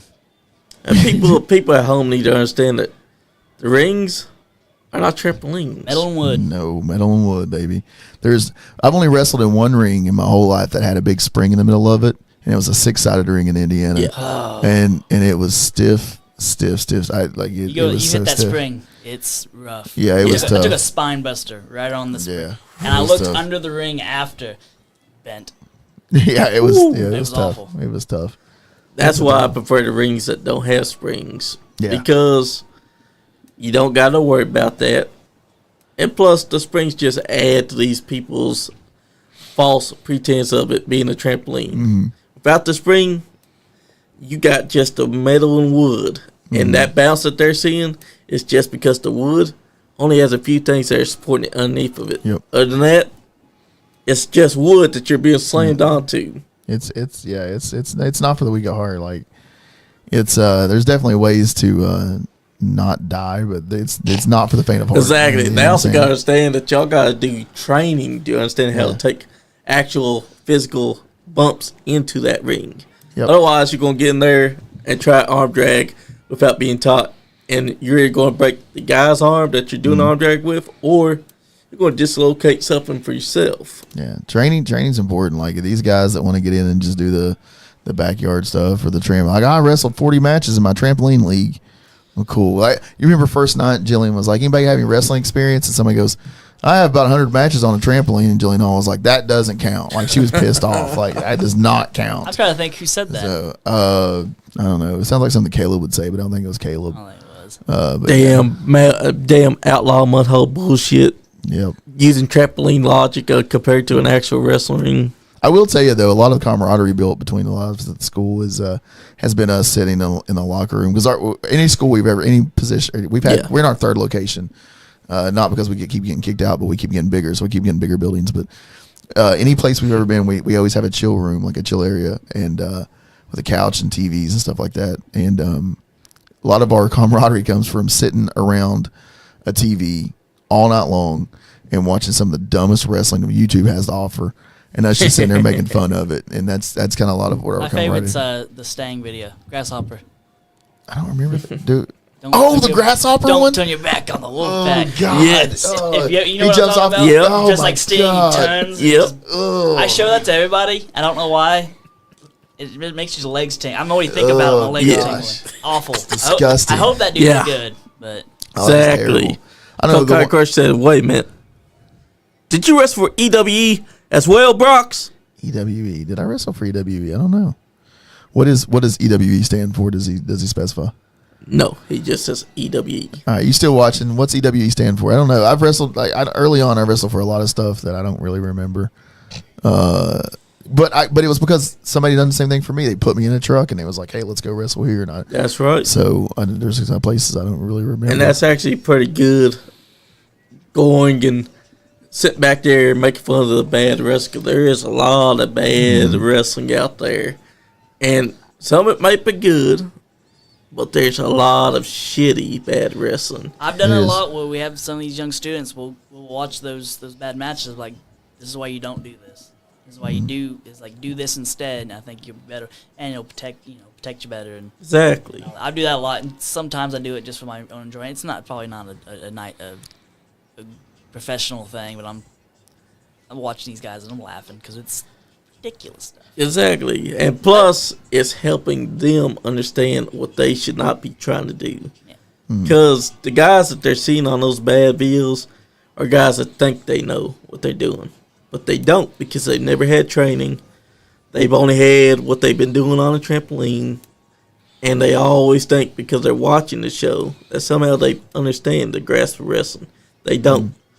What they do understand is that they're going to be idiots, and they're probably going to break something. So using them as studying is the best source to teach someone what not to do. Watch a really good match. Like, this is what you do. Doo-doo. Ah. Did you say doo-doo? I did. Yeah, he did. Did you say doo-doo? I did. Doo-doo wrestling? And then you watch the bad wrestling, the what not to do. Exactly. To do or That not? don't look. To do or do-do? That is the question. You little Shakespeare. You're a wrestling Shakespeare over there. He's coming up with some new words. He's going to be so mad at me on the way home. I'm going to be yelled at all the way home. He abuses me, just so you guys know. He doesn't look like the type to be that He mad. looks so innocent. I Oh, highly that doubt is. that. There's point. nothing innocent about that boy That's at the all. point. There's Look not- innocent. Oh, look at that. Oh, don't worry. Look at that. It's because the I blue get it. eyes. Are you looking at that? Is that what you're looking at? No. That? The blue eyes? No. See. Looking innocent but not being innocent. Oh, She yeah. saw that guy on TV and she was attracted. Which one is it? Which brother do you Who? want? That one right there. Neither one The of one them. in the, the Don't one in the lie. jacket? The Don't one in the blue jean lie. jacket? Don't Come lie now. about all that. Be honest. Lover That boy is not my type. Timothy Flowers is a lot of man, and I know that guy. I can hook that up right now. I can call him please right now. don't. I can call him right now. Well, Dash and Chris Ringrose. That's a dude too. We can have, look at that. Look at the flowing locks. My They stole goodness. a double high five. I know that's bastards. How dare they? How dare they? Cocaine Crush said, they're the only ones I've seen who used a 6-sided ring. I've got what EWE stands for because it's since defunct. That was who they rented it off of. But Yeah. the last two layers were wrestling entertainment. So it was for Bullpen Pro is who we wrestled for in the They 6-sided, but they they rented rented for the EWE ring. Yeah. It was in New Haven, Indiana. It was New Haven, Indiana. Yeah, New Haven, Indiana. Right across the river from Louisville. Hell yeah. New Haven, Yeah. not New Haven. I know New Bullpen Pro Albany. Wrestling. New Albany. New Albany, Indiana. And They, yeah, that's who it was. We didn't realize it because when they put the top rope off on, it said What that guy? EME because the way they had the Hard font. nose too. I was like, wait, no. They're like, it's EWE. And I was like, oh. Yeah, I didn't. Yeah, they were putting it together and we walked in the door and I was like, ugh, that looks terrible. I don't want to do that. And I got thrown out of the ring and clipped my calf on the piece of wood, big piece of Piece wood. of wood sticking out. And it's Yeah, and it Oh, sliced my God. calf open. I was like, well, that was fun. I'm glad I'm eliminated. I'm going to the back. I'm bleeding. And I know about Bullpen Pro Wrestling because our guy, James Kendrick, Yep. seen Yeah, right yeah. here, chopping the shit out of AJ Alexander, works for Bullpen Pro Wrestling. It looked like Adrian Alexander to me. Is what it looked like. I saw it for a minute. I just at a glance, it looked like Adrian. That's what I I thought. think I seen him last time he was there. Brian? Yeah. Yeah. He was, Yeah. Joe Monroe. You know Joe Monroe? Yep. Joe, I work for WSN as well, and Joe's one of the guys at WSN. That's my boy, Joe Monroe. I like it, Joe. That's my guy. That's right. That's my guy. Coco Crush said, wasn't Timothy Flowers supposed to be my opponent at the last show I was at? Timothy Flowers was supposed to be your opponent, and I think Schedule. Old Girl over here distracted him, and he couldn't. No, I'm just kidding. I'm not putting anything into the world. How did Timothy Flowers, a happily engaged man. I was just kidding. I'm just playing. I think it's I am not distracting at all. I was just kidding. No, that did not happen. You notice that she says she was not distracting at all. You know what, Johnny? Don't start. Don't We start. know that you're distracting. Because I will throw your ass under the bus so quickly. Yeah. Ow. I was under a Cadillac one time, but on a bus. I got hit by a Cadillac. It's not good being hit by Cadillac. It's not. I mean, at least it was a Cadillac, though. You know what I'm saying? Like, I don't want to get by like a freaking Toyota Tercel or something like that. At least it was a Especially Cadillac. a bus. Yeah, that's what I'm saying. At least it was a Cadillac. It was an old Cadillac, though. It was kind of like a bus, like a barge. Oh. So, Timothy Flowers' butt was on screen just now. You all right? You good? I didn't know. Just make sure. I wasn't even paying attention. What are we talking about? I'm good. You good? I knew you wasn't though. That's why I knew not to Look, even ask. it's Mohawkless Troy again. It's crazy. Can the people see this right now? Is this No. No, they can't. It is Mohawkless Troy. I don't like it either. I'm more upset that no one appreciates how I do the John Cena shirt takeoff. No one's ever mentioned it. Maybe No you should one's ever stop. mentioned it. I like doing it. Listen, they can't see it. Get it? Yeah. Okay. That's right. And Such a horrible pun. I'm just saying, like, it's not terrible. It was actually really good. hey, it's actually a good tribute because John Cena just retired last Saturday. This is when I do it because it's the easiest way to take off a t-shirt. I was still super fat. Here. True. It's just a regular taking off of the t-shirt. I lost 100 pounds since I started wrestling. And that's when I was still super This was fat. after this, wasn't it? It was before I lost 100 pounds. Yeah. Yeah, I was still Yep. super fat. I was still super This fat. is the old Brock's Bowl. This is the old Brock's Boulder. Now I'm just I'm not a fat Brock's Boulder. Now I'm chubby Brock's Boulder. I'm chuffy. Chuffy. lean, mean, and muscular Brock's About all Bowl. that. I left my muscles, and most time I leave my muscles in the shirt that I didn't wear to the ring. That's the Yeah. problem. Is I forget my muscles all the time. It's terrible. I always have to rely on the Titan. We got Nice Guy Andy inside comments. He's tagging people to come check us out. Heck yeah. Always on the money, boss. But that's the thing about wrestling too. Y'all found each other, and y'all been a great tag team ever since. Y'all trained together. FTC's doing great things. Yo Pace, good man. Mm-hmm. But I think that you and Mystery need to run it back. Misery hung him up after his last match. Oh man. He had his last match with Chase Stevens at Midnight Madness, and he hung him up. He said, "But you know what? Misery, you never know. You never know how Misery going to do things. Exactly, because Misery is never know. kind of a wild card. He is a wild card. You never know what Misery's going to do. But I would gladly wrestle Misery. Listen, it's the only match in FTC I've never had that I wanted in a singles match. Yeah. I've had two matches that I've wanted for years, and I gave up. I had an opportunity to wrestle the one guy, and I gave it up for another person on the card. But I've always wanted to wrestle Jeremiah Plunkett.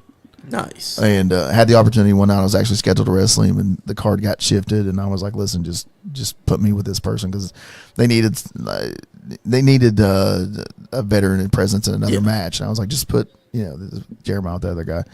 And then Misery's the other one. I've never had a one-on-one Misery ever in my life, and I would like to have a one-on-one Misery. You know what I think? I think that Misery's just using that whole. I'm hanging up my boots because he's scared to take on Brock's Boulder. Now, see, now you're trying to get me killed. I feel like that miserable bastard. He'll kill me for something like that. Yeah, I don't know. We'll see. I know, honestly, Misery is one of those guys. Those big guys that just do big guy things. Yeah. Misery doesn't do that. Like that's one of the cool things about Misery. He's a big guy that can do multiple things in the ring. He's strong as an ox, but he can do multiple things in the ring than just be a big strong guy. Yep. I think that's the reason I've always wanted to work with him. That and I kind of got a horror flick thing. Like I like the whole horror gimmick thing, and I'm just like I kind of want to do that. I think that'd be fun. Exactly. So, And plus, from all the tag teams that you have heard about that's been coming up in 2025, what tag team do you look forward to working with in 2026? have we not talked about this? We've not talked about a Couple few. of them. Good Brothers for me. Good Brothers. That's Nice. We'd love to work Good Brothers for sure. I don't know. We want to work Alpha Sigma Sin again. I don't know if we've got one that other than like the Good Brothers that we've not worked yet that we'd really like to. We always want to revisit Stu Crew. We want to revisit the Kazanas, the Heat Seekers, Alpha Sigma Sin. You know, there's one actually I wouldn't mind. We talked about this, Shooter Society. Nice. Corey Sparks and Chase Bennett. I wouldn't mind working the Shooter Society. Grappling Inc. versus Shooter Society. We kind of have the same background stuff. Corey Sparks coming from Chance Profit School. So Also the master of the German suplex. yeah, I'm letting him borrow it for now. No, I'm just playing. Then again, there's another one that you should be looking at too that does German suplexes. Michael Montana. What have I heard that name before? I don't know. I've heard that name before. I know who they are, but I feel like someone's brought that name up to me recently. But I don't know why. I can't remember what it is. They're an NWF wrestler, Northern Wrestling Federation, Rocky Ruffins guy. Yep. You could never tell that he was only working this business for 7 months now. Really? Because it feels like he's been inside the wrestling business a lot longer because his style. Good deal. There's guys like that across the business. Like you look at somebody like Casey, he's only been in 2 years. And is it 2 years, 2 or 3 years? And he's of course, that guy was born into it, but like he was born to be it. But he's phenomenal. We got a kid at the school that has been in the business less than a year. That I think is going to be that guy, and in a few months you're going to be like, you've only been in the business a year. And we got a kid there that's doing that right now. Lifeguarder also only been in the business a few years. He does really well too. So there's people out there that does that, and you're just like, how the hell are you so good already? Like, how long did we train before we had our first match? 3 months. 3 months. A little under 3 months. Yeah, we started December 1st, 2020. We had our first match end of February of 21. So it was we kind of got fast tracked. Jillian Hall threw us to the wolves. That's what we did. Hey, that's the best form of training though, because you ain't got someone teaching you now. Now you got to prove that you learned what you've been listening to. That's what she done. She threw us to the wolves. She after about a month and a half of training, she come in and she was like, she wrote a date on the board and she was like, you want to work this show? Get better. And we were like, yeah, let's do that. So and then she made sure that you're going to work it. She did. And she made sure that you knew what you were doing. She busted our ass. I've preached Bobby Blaze's just who he is, but Jillian Hall's, I've always said about Jillian Hall, she was a little bit of a prisoner of her time. Yeah. She was in the era of the divas. I mean, she had a great look for the divas era, but she did. But the girl could work. She could work. Like she started training with them. She started training us. She'd get in and work with us, and I was just like, she's so fluid when she moves and just so knowledgeable. She was killer, and I feel like I've always said that if she wasn't a prisoner of her own of her time, and she got done dirty is what it was. Well, because at the time she was good at working. Yeah, but then she had this gimmick that they settled with a fake mole on her face. Yeah, and then after that, they settled her with the singing gimmick. It was good. Yeah, it was good. But I've always said that if she was in today's business, she'd be a top female in the business. Yeah, she was so good. She'd be in there with Rhea, champion. She was so good. She was so good. And the last time she was in a ring that she actually worked, I saw her. She was still as good and as advertised as she was when she was in the WWE. But she was so good. I actually there's something I do in some of my matches just as a little tribute to her. I call it the Diva Spot. It's just something I do, and I call it the Diva Spot that I do in my match just because of her. Troy does the Northern Alliance as a tribute to Bobby. We kind of do things. We're very sentimental guys, believe it or not. Like we never want to forget where we came from, and the people that put us in the positions we're in, and just want to make sure that everybody knows that we appreciate everything that people have done for us to give us the opportunities. Put over the guys that continue to give us opportunities like Kyle and Adrian and Route 33 and. Just everywhere we go that gives us the opportunity. This new place in Pennsylvania and EPW, just anybody that gives us an opportunity, it's appreciated. Just to know that you want to take a chance on us, putting our name beside of your company's name and saying, "Hey, go out there and do this," and trusting us to do it. So that's right. Super cool. You got any road stories that y'all have that y'all road stories been definitely? Well, we got a few. I'm sure. I don't know if there are how many of them we could tell on her. I feel like he's got one. I can see like a light bulb popped up. Really good one. Like a light bulb. I would tell you one time we were driving down the road, and actually there's a video on my phone. We're just me and Troy. Destiny's passed out in the back seat of the truck. Never made her ride in the back of the truck. It might be an option from now on. I have a cover on the back of my truck. I don't know why she can't just ride in the back of the truck. The very back? Yeah, why not take her ride in the very back? In the bed? I mean, she doesn't talk anyway. She just sits back there and sleeps. She just falls asleep. And annoys me. Yeah, might as well put her to bed. Might as well put her to bed. Truck bed. Yeah, put her in truck bed. It's fine. That's right. It's tailgate falls down. It is what it is. She goes. She goes. The only one that she can get mad at is him. That's exactly right. And she falls out the truck. She just tuck your chin, kid. Tuck your chin. No, we were driving. We come back from a Kyle Mackard show, and I'm blaring music, and I'm a dork. Like, if anybody says that they don't like Nickelback, they're a liar. I'm just telling you. Anybody listening, if you don't like Nickelback, you're a liar. That's right. They are liars. And I'm just saying that they're all liars. They don't like Nickelback. You're a liar. Nickelback is the best. So we're listening to Nickelback, and we're just blaring Rockstar. Me and Troy singing at the top of our lungs. It's like 2:30 in the morning. I'm driving home. 2:33 in the morning. I take the camera, and I'm on me. I'm on Troy. I'm driving, by the way. Yes, I'm very unsafe. Driving. That's on cameras horrible. on me. Can you drive? Yeah. Exactly. No, I can't. Oh, you can? How long you been driving? Like 7 minutes, right? That's what I'm saying. Yeah, exactly. Yeah. 7 minutes. And my license since both of you combined was born. Really? I got my driver's license in 1997. 96. I'm that old, I can't remember, so that tells you something. Yeah. Crazy. So I have the phone on me, and I turn my camera. It's 2:33 in the morning. Turn it to Troy, and he's just getting on the Rockstar song. And at 2:37, I turn my camera back on again, and it's Troy sawing logs. I'm out. 4 minutes later, this dude is just I wore myself out. I was into it. out. Hair still looking perfect, but he was Yeah. sawing log. Paul Bunyan in the passenger seat of my truck. He's just over there sawing logs. And I'm like, dude, this, and everybody in the truck's asleep. And I'm Then like, like 5 minutes later, I'm back up. I'm just going to take a nap too. Everybody else is going to fall asleep. I'm going to take a nap too. This is bull crap. This is terrible. I do have. That's probably what woke him up. So he realized you were about to go to sleep. We have another story we can tell. Roundabouts. Yeah. Yes. Yeah. So. So we have a ref. Is Kelly Marshall. Great ref. Nice. Amazing. Well, for some reason, he absolutely hates roundabouts. So we're coming back from a show. We head towards Ashland. And they have, 4? They just built a couple years ago, just like 4 back to every back other to back block. to back. Yeah. So you could go that way to the roundabouts, Yeah. or you can go right and go down by the river. And It's swing just around. it's a straight shot. You can miss the roundabouts. There's no lights, no nothing. And he goes, oh no. Yeah, Brandon Brox, Kelly's in the no, back, just freak. Don't no, do it. Brox, Don't don't do it. And we take the right, and he goes, oh, thank God. And I'm just on my phone or something, and I just stop, and I look up and go, you idiot, he can still turn. I 'Cause guess there's he little did. side roads. And he turns, and he goes, jeez. He does that. We go all 4 of them, round and round and round and round. Yeah. And he's freaking out. He's hating it. We finally get on the highway.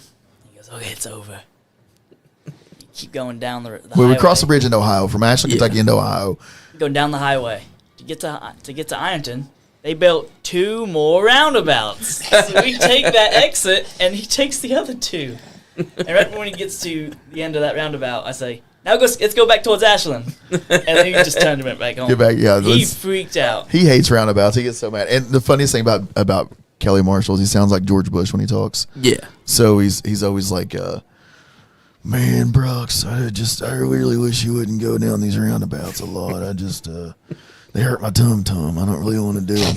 And so, I won't just go around the roundabout. I will go around and around and around and around the See, I would have roundabouts. been in heaven. I love roundabouts. And he hates them. And so this one particular night we go through, and I do it every time. Every time he goes with us, I'm in a roundabout just to see how Yeah. much.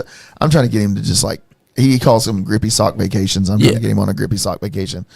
And this one, we get to the last one, and there's a crowd of people in the corner beside of a hotel, and they're out there just living their best life. And we stop halfway through the roundabout, and one dude just kind of basically gets in the truck with us, like and I'm like, why are you in my truck? And he's just like trying to roast everybody in the truck, and there's like 5 of us. No, in he the was truck. just singling me out. No, he roasted. Well, what he call Carlisle? What he call Carlisle? I don't know. What he call me? He called me some big guy or Big guy, something big like guy. that. And then he called Ross. Skeleton. No, he called him Kelso from that '70s show. He said he looks like Yep. Ashton Kutcher. Is what he said he looked like. And then he goes to me, and he just starts naming a bunch of stuff. He was just like, He was trying to make him out to something anyway. He was pushing some like- racial boundaries. I was like, I wasn't even on Troy. talking. Troy wasn't. This guy was like basically Yeah. that was it. He was profiling me. He was profiling Troy. And then Brandon Kelly's in the corner just laughing. Still rocking back and forth from the roundabouts. just. Well, that's another one we could tell. The Kelly's Corner. Can we tell Kelly's Corner? The tag one? Yeah. Tag match one? Tag match yeah, do one. it. Okay, so Brandon Kelly is a very nervous kid. Yeah. But a hell of a good referee. And he had done something really dumb one time. Yeah. Early in his career. And I jumped down his throat in the back. And I told him, listen, it's over. No big deal. It is what it is. It's over. No big deal. So I started putting him in matches with me just to make him feel better. Because like I said, he was, can you not move the table? My bad. Can you not tear down the studio for once in your life? If I want to tear Let down me the just studio, move it back. I'm He's going to tear down the damn studio. story. I You're literally like, don't care. Listen, if you don't want to hear the story, get out of the room. If I'm boring you, get out. So he's just so nervous. So I'll put him in my matches so I could have him next to me and just you're fine. Yeah. So match goes kind of wonky and it's other guy's fault. It's not Brandon Kelly's fault. Yeah. It's one of those Kelly things. Marshall. So Yep. So he goes straight to the back and goes to this part of the school that we had at that school that we had then. And we called it Kelly's Corner. Yeah. Because he would go to the corner, sit in it, and just He's freaking out. rock back and forth like freaking out. Well, I go back over to Gorilla and go back to the music and stuff like that. And I tell Troy, I said, "Hey Troy, go tell Kelly Marshall come here." He's like, he's a little messed up because I was watching. I said, "Well, tell him to come here. I'll talk to him." Troy walks over to Brandon Kelly Marshall and goes, "Hey, Brox wants to see you." And he's like, God. "Oh God, oh God, I had to like, no, it's okay. You're good. It's I'm like, just come on, buddy. Yeah, I'm like, it's all right. It's like a toddler. Yeah, Come on, he's you like, got this. I Like, got this piece of candy. and he gets up there. He gets up there, and I'm guiding him. And he's getting ready to talk to him, and Bobby hollers for Brox. Yeah. And he goes, wait. Yeah, just He real goes to hateful. Bobby to talk to him about something. Brandon just gets right here, and I go, "Wait!" Oh, And I turn around to Bobby, and he was just like, oh, no. "Oh God!" And I made him sit there for like 5 minutes, and I come back, and I was like, "Hey man, you had a heck of a good match. Don't worry about it. Good man. Love you. Hug you." And then he was like, "Oh, okay, man." He gets back to his seat. There's like a couch there. He gets back to me and he goes, just decompressed. He was tripping I out, was man. laughing. He was so freaked He out. was worried that you were going to chew his ass He out. was so freaked out. There's another one. I'm not sure I can get away with that one on air. The original story? No, I ain't going to tell you. I ain't going to tell that one. But he's a hell of a good referee. Just graduated from Marshall University last Saturday. So, yeah, he's a hell of a good kid. Hell of a good kid. Nice. Good kid. You got any more road? You got any more road stories? Now we've got 500,000 miles on the road the last 2 years. We got I know, no a road lot of stories. A lot of them can't be told. Yeah, that's the that's- problem. Is a lot of them It's can't be just- Yeah, a told. lot It's- of them are wow. It's just Yeah, for you your can't. feather brothers. Yeah, He he's said, didn't hey know- man, remember when we did this? That was great. That's, not one we can actually tell. No one can oh actually man. tell.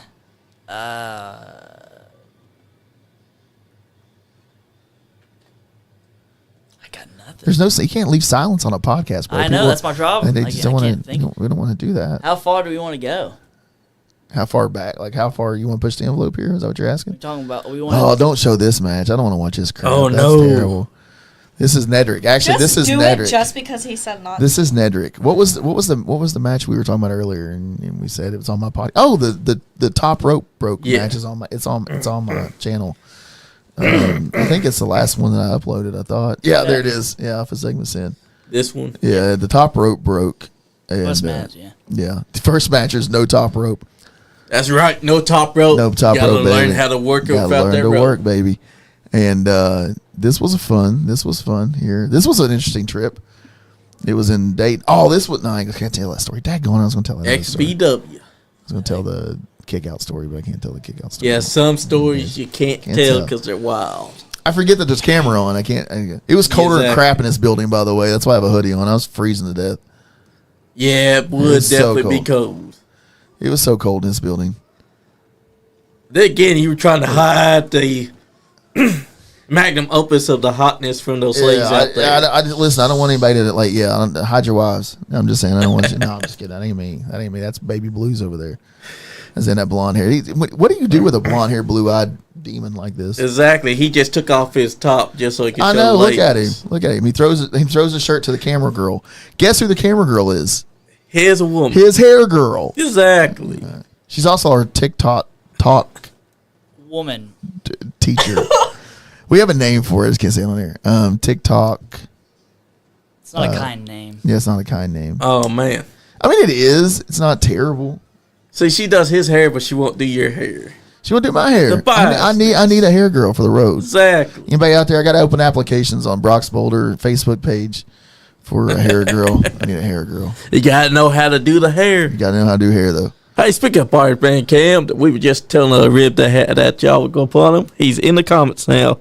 He said, hope you all are doing cool. We are doing cool. Awake. He's awake. He's awake finally. He's got a banquet dinner sitting in his lap right now. I know there's a picture floating around on the internet of you having a banquet dinner sitting in your lap, passed out in a locker room. That somewhere must in have been Ireland. Don't worry. Tough he knows day. about that Oh, photo. you already texted it to me? Texted it to me? Wow. That was the first thing I did. I sent that to Bobby. Bobby asked for it. I told you I was like, I took a Just picture now? of it. No, when it happened. He's like, you gotta send it to me. That's great. Yeah. Bobby loved it. Hey, Crusher. Crusher, we already know if the country gentleman up here, hide her away somewhere so that Casey Kazana can have a peace and quiet night. There's a few wrestlers that I'm like that with. I wouldn't take a drink So of you water. done this to Cocaine Crusher then? You know what? We don't talk about that. I'm just going to keep my mouth shut. Yeah, there you was- should keep there your was- damn mouth shut. We can tell some Bobby stories. You want some Bobby stories? Bobby Blaze stories? I know at least one. The Iggy story? You want to give him the Iggy story from Winston-Salem? No, we can't do that. Can we do that one on there? Oh, Can we do that one on here? I think we can. yeah. I think we can do it. All right, so this is a We good do. story. This is a good Bobby Blaze story. Bobby Blaze is a man of the women. Yeah.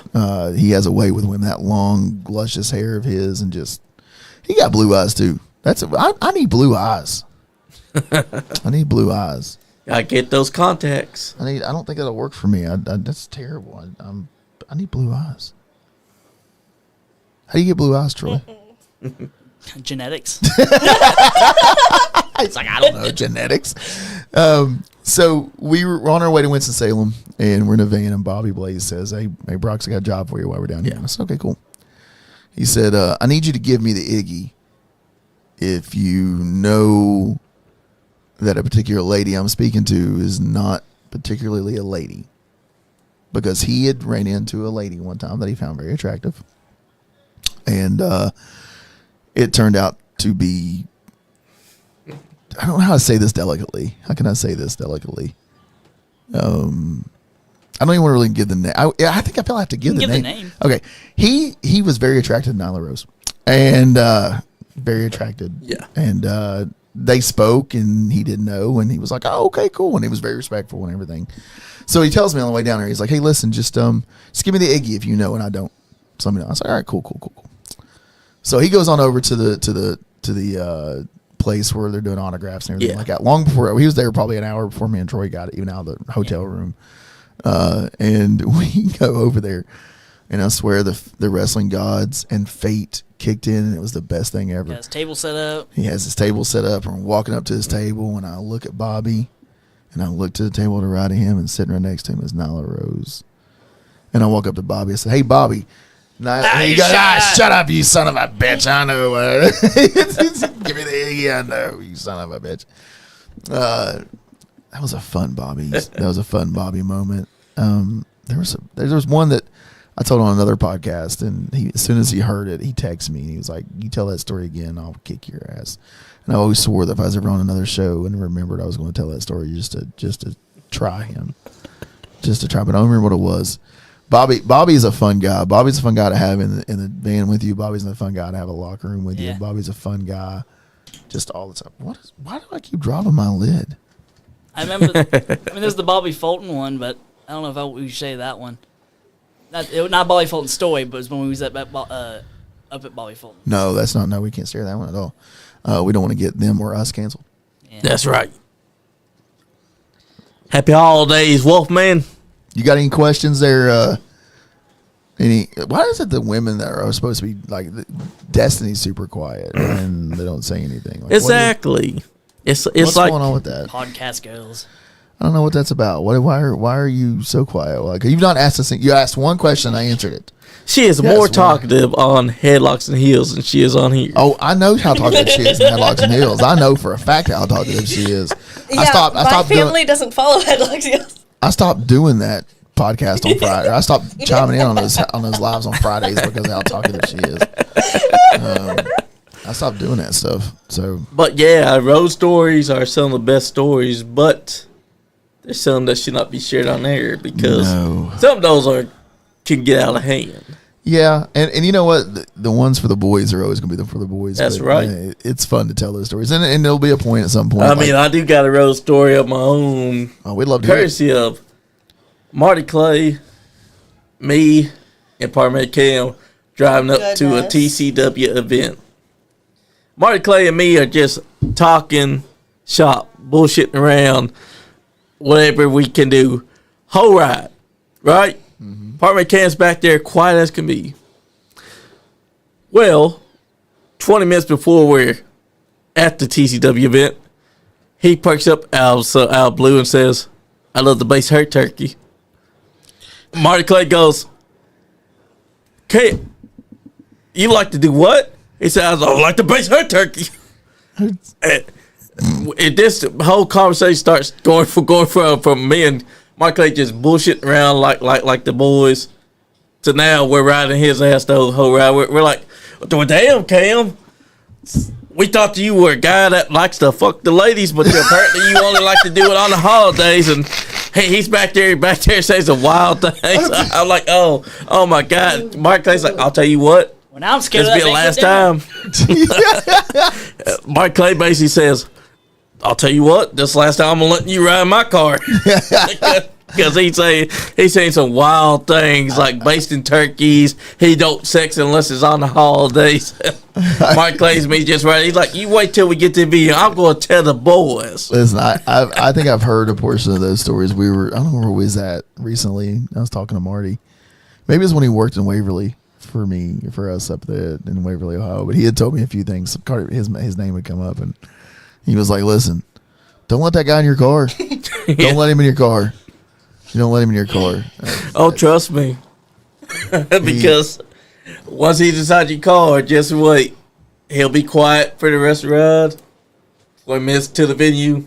Wait for him to just pop up and go, "I'll baste her turkey." Oh my God. He's like, I'm trying to remember my first interaction with him. I think it was APW. Allied Pro Wrestling, yeah. He was ring announcing. He was the ring announcing. He was ring announcing, and he was dressed kind of like you. And I was like, he stole my drip. He stole your drip, bro. And I was like, "That's the ring announcer." And I was just, and that's just me, man. Like I'm a guy that I want to rib everybody. Like I want to go up and just mess with everybody, whether I've met you or not. Hey, I'm on Brock's now. I'm gonna screw with your head. That's just what I do. And I do it in the middle of matches. That's Troy. My objective is to pop the boys in the ring. That is my objective. You're selling a dude's shoe. Oh yeah, that's a good story. We can do that one.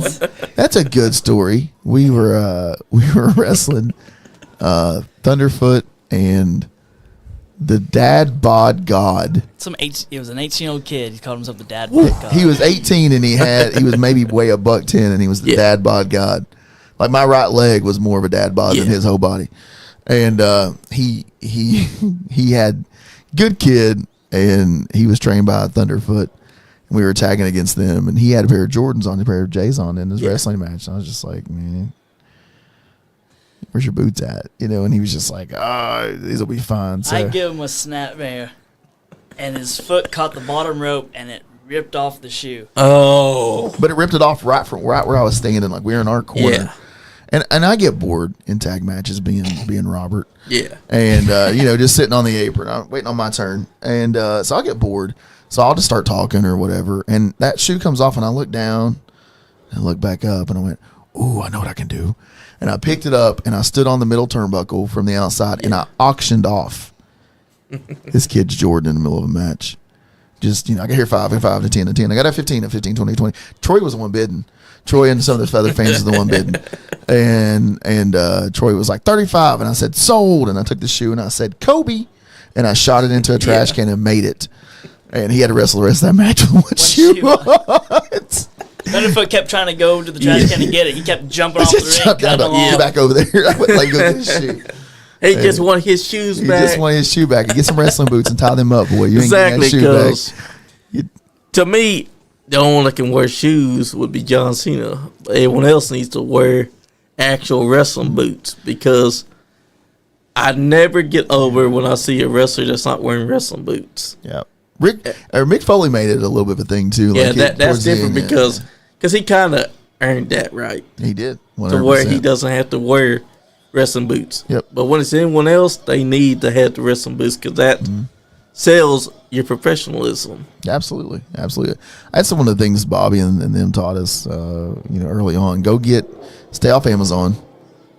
Stay out of the athletic section at Walmart. Go get you some freaking professional gear, and look the part. Look like you're a wrestler. And that's right. We've got great friends in the business, Zodi, that we've talked to Good about man. doing some Also, new gear. Our former first ever NiceGuyAndy podcast champion. Heck yeah, that's our boy there. And we've got some custom gear we've had made, and we've got regular gear. We have 4 or 5 different things that we normally wear one thing all the time. It's usually black. That's normally what we wear for the most time. Nice. We've got custom gear we made, and I'm not a fan of it, and so we don't wear it all the time. So we'll be in the back, and you'll be like, "What are you wearing tonight?" And I'm like, we wearing it. Wearing that custom crap. I don't like it. I don't really like it. I bring it just 'cause. And that's before I lost my weight too. Wasn't it? Look at that guy. That guy's fat as can be. Is that the custom gear that you're talking about? It's not. It is not. No. I don't know. I mean, not that. No. I don't know if That's the custom gear we had made. Yes, sir. Yeah, that's it. That's the custom I gear. kind of figured that That's some of the custom gear. because it's not black. Yeah, it's kind of custom we had made. And then I have a couple things I had made early on in my career too that I don't wear anymore. I carry in my bag still for whatever reason. I taken them out of my bag and I put one of them back in my bag a couple weeks ago. I was like, I might break it out. It's still in my bag. the Bobby Blaze one.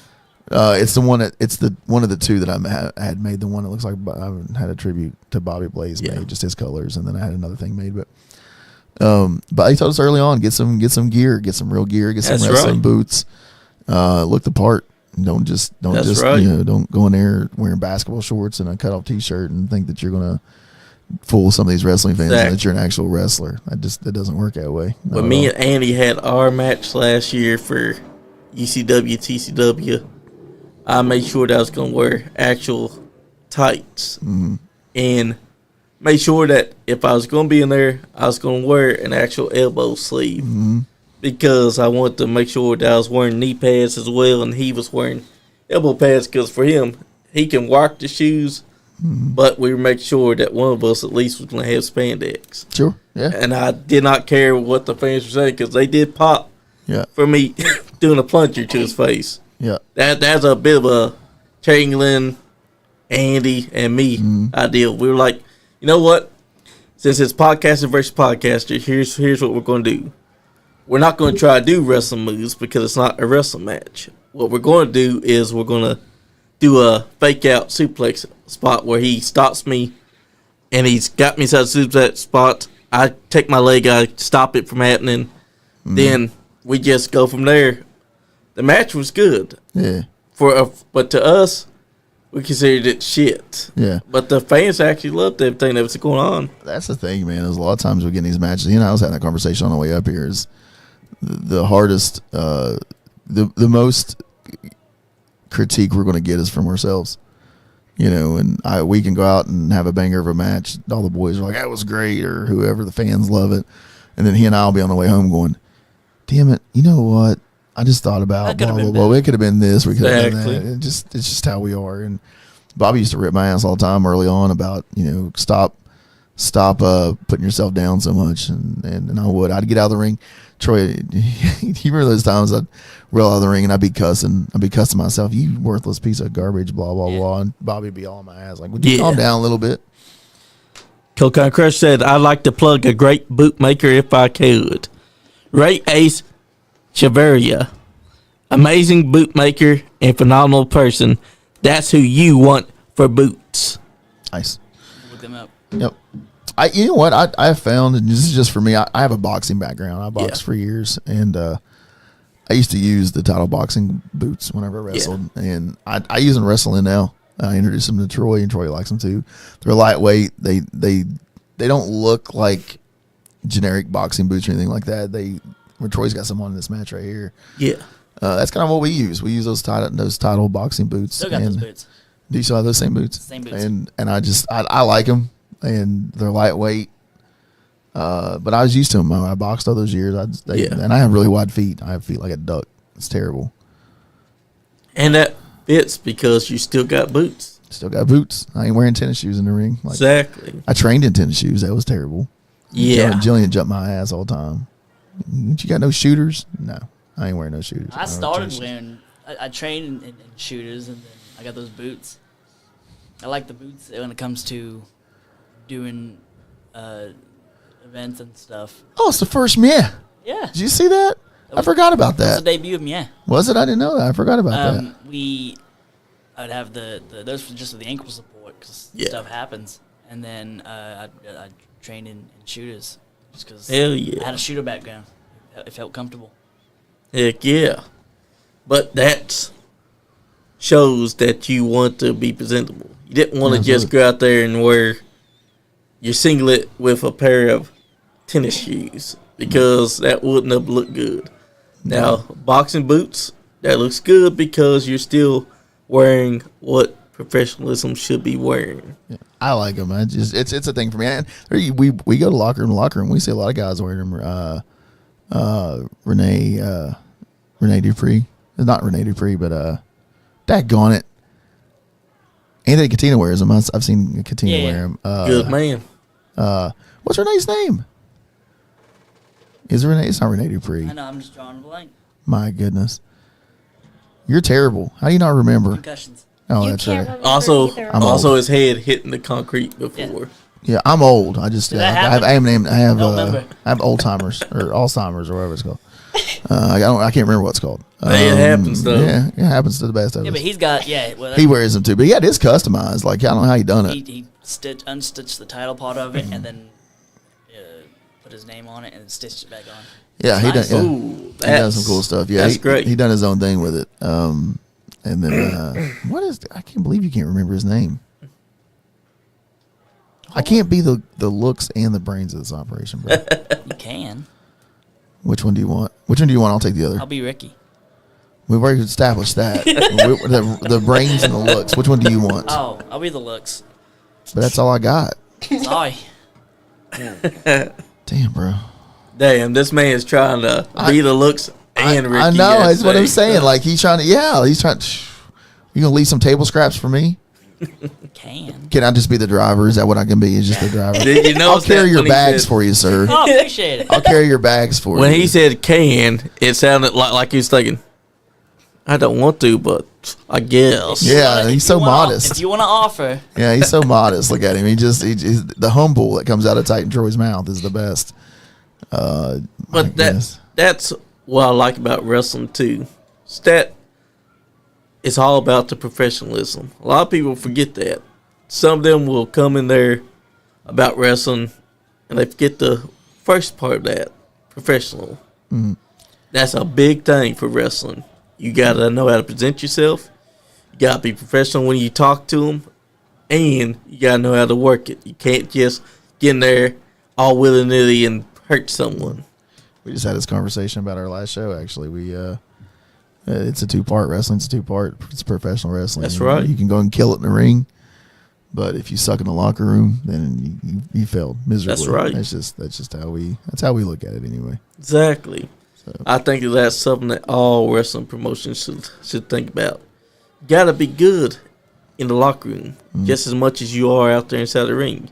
You got to present and make the promoter feel like, yeah, this is the guy that I want representing my company. Absolutely. Otherwise, you're fired. Exactly. And when you got guys that look like this, and the brains that look like that, and the guy that doesn't have to drive looks like that, and the guy that doesn't have to carry his own bags look like that, and the guy that gets his hair done by his own girl look like that.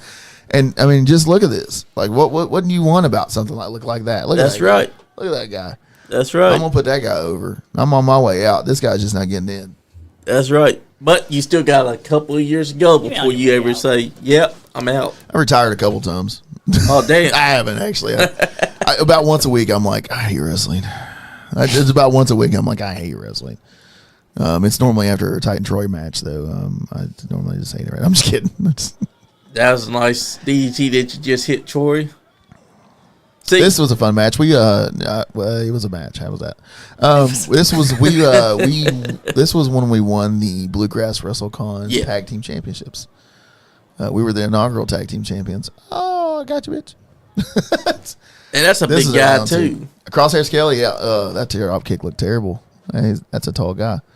Calm down, boy. Come on. What are you doing? Wait. I mean, I can kind of excuse the drop kick being terrible because it's a big guy that you drop kick him. Yeah, if that had been a normal sized human, that might have hit him in the face. Yeah, he was a big guy. And with that, you may have made a bad drop kick, but you still look good doing it. Yeah, well, I mean, someone's got to carry the good looks of the group. Look at this. Oh man, that's terrible. I thought Troy was the good looks of the group. Well, it switches. That's what he wants to believe. It switches. It goes back and forth. Like, you know what I'm saying? That's what a good tag team. It's a give and take. I gave it to him, now I took it back. I'm taking it back. So it's a give and take. Until he takes it back. Until he takes it back.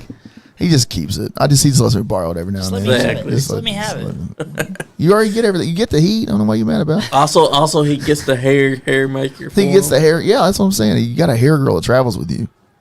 You got a fan that travels with you in the car. Like, I don't know what else you need from this thing. A fan? You got a fan. She's your biggest fan. And she don't talk the whole car ride. That is probably the best part. That's probably the best part. She doesn't say anything. I guess that's probably my favorite part. She just sits back here and just. So we have a fun game we play on the road when there's a bunch of people in the truck, and it's simple. It's fun. It just passes the time. So it'll be like I'll say John Cena. Yeah. And then the person next will have to come up with a wrestler's name that starts with a C. Yeah. So if they say like Carlito, then the next one will have to be C, and then, something like that. Whatever the last name, the last letter you say is, that's what the next person's name has to start with. Yeah. And Destiny sucks at that game. Like, we can start that game. Like, I can say John Cena, and she'll be the next one. She'll be like, I got nobody. I'm like, girl, there's a million friggin' wrestlers, but it passes the time. That game is fun. It passes the time. We drove all the way to Tennessee. No, where did we go? It was Tennessee. We rode to Tennessee playing that game all the way to Tennessee, all 4.5 hours. And it was just the time flew by. Exactly. So. But that's the best time when you're traveling. That's why I remember finally that Marty Clay story, because even though Cam only contributed to it for those last 20 minutes, it was a pleasant ride because me and Mark Clay playing off each other. Mm-hmm. Only to get, I'll fuck my cousin coming up inside the back. You don't remember Marty Clay telling this story? Because it wasn't like a third cousin or something, or something like that. Yeah, it was like a third cousin like that. And like Mark Clay let him know, you know what? This will be the last time you ride inside the back of my car. Then he told him, just you wait till we get to the venue. I'm telling the boys. Cam's like, Cam didn't believe him at first. He's like, no, you won't. Get to the venue. Mark Clay's back there. He's telling all the boys. Now everyone knows the story about Cam, the holiday fucking, the turkey basting, and the cousin fucker. That's awesome. That's awesome. I love it. If there was one of the best really memories. Awesome? It's really awesome. That's I love it. I love it. Destiny says, I still get the name eventually. She does, but 3 minutes. Yeah, that's how we pass most of the time. And she takes 3 hours to name the name. I remember this match. This was the first. Is this first Grappling League match? Yep. This was the origin of the original Grappling League match. Nice. That is a very short-haired Nick Hamrick. Yes, it is. Nick Hamrick not as tan. And not as tan. Yeah, he's not very orange in this match here. Oh man. Less Just for Men in his hair as well. Less Just for Men in his hair. Every time I get a chance to bust him out about his hair, I'm going to. I don't give a crap. I don't give a crap. I love Nick Hamrick, but I'm going to bust him out every time about his hair. I can't believe that his hair is short here. Yeah, this was he had been back in the business very long. He got hurt and he was out for a while. And he came back. He and I had actually got his first match back from injury after he'd been out of the business for a while. And this is the first Grappling. This is in front of Time Warp and Ashland. And what better way to do it than to have Nick Hamrick as a opponent? Right, and Zayden King. This was the very first time. This was a fun show. We had a good time with this. I don't know who's rocking the camera, but it looks like the Blair Witch is. Might be a fan because it doesn't look like it's really a camera guy that's I thought it was out there. It might have been. Yeah. I got you. But yeah, this was a fun one. The ring looks like crap though. Look at all the side curtains fall down. That's terrible.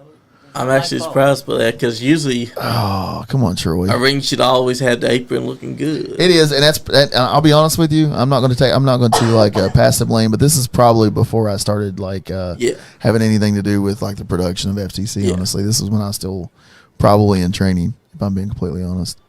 Look at that young Titan Troy, man. Look at him. Where's the mohawk? Yeah, look at that cake though. That's what I'm looking at. The cake. Look at the cake on that. Brock's just want to make sure that cake is seen. I'm diabetic, but I'll take some of it. I'll take it. Anything I try to do to turn his face red, I'm going to do it. That's right. That's anything I can do. But that's how best friends are supposed to be. That's exactly right. If you can't joke around with each other, then you're not really friends. There it is. There was a. Yeah, that was it. Yeah. Yep, I saw it. And Nick caught you that time. Look at that. Yeah, my legs. Yeah, but he actually caught you. He didn't run away. And land on my feet. Nick was probably like, well, after this, I'm He not did taking this. that He damn goes, move. I ain't doing that He again. ain't doing that again. And that's how Yeah. Corey landed on his head. And that's why Troy acts the way he does now, because he landed on his head that one time. All because Nick decided that he wasn't taking that again. Yep. And This- then you go with the scoop slam. This is one of our favorite things we do. Our monkey flip senton is one of my favorite things we've ever. I like we that do. too. We I love saw it. that AMW and I liked it. That's unique. It's one of our favorite things. You threw me that time, bro. Was you stronger or was I? That was fat then still. Look at you with them powerful This was legs. after the bluegrass. Was it after Bluegrass? I think so. Was it? You don't remember. You had Concussions. too many bumps to the head. Yeah, especially that one where you hit the concrete. He don't remember that one. You don't Which remember that one. Which one do you speak of? Hit a lot of concrete. That's right. Oh, But my the goodness. worst one is still the one where Nick Hamrick walked away and Yeah, was like, that's I'm the not one I taking don't this remember. down. Anytime we can blame Nick Hamrick for it, yeah, that's what we want to do. We definitely want to name him. And he's got his manager now, A. Dick Vickers. A. Dick Vickers. Yeah, I like messing with A. Dick. I got a funny story for A. Dick Vickers actually. He tried to fight me one time. Oh, man. He says he was trying to work me, but he was legit pissed off. We were doing a fundraiser show for West Carter High School in Olive Hill, Kentucky, and he and Nick Hamrick actually carried the FTC Tag Team Championships. Nice. For about 3 months or so, and he was going out to they were going out to the ring to defend them as a tag team, and then Dick's like, I want my own music. You're a tag team, Dick. He was like, but I want my own music. I'm like, but you're a tag team, Dick. He's like, but I want my own music. I'm like, listen, Dick, anytime I can do that, I was like, yeah, listen, Dick, Yeah. you're a tag team. You go out to the same music. Like me and Troy don't go out to separate music. We Yeah. got our own custom by Yellow Man himself, our own custom stuff. That's right. Shout out to Yellow Man. That's the guy. And he's like, I was like, fine, if you're such a freaking prima donna.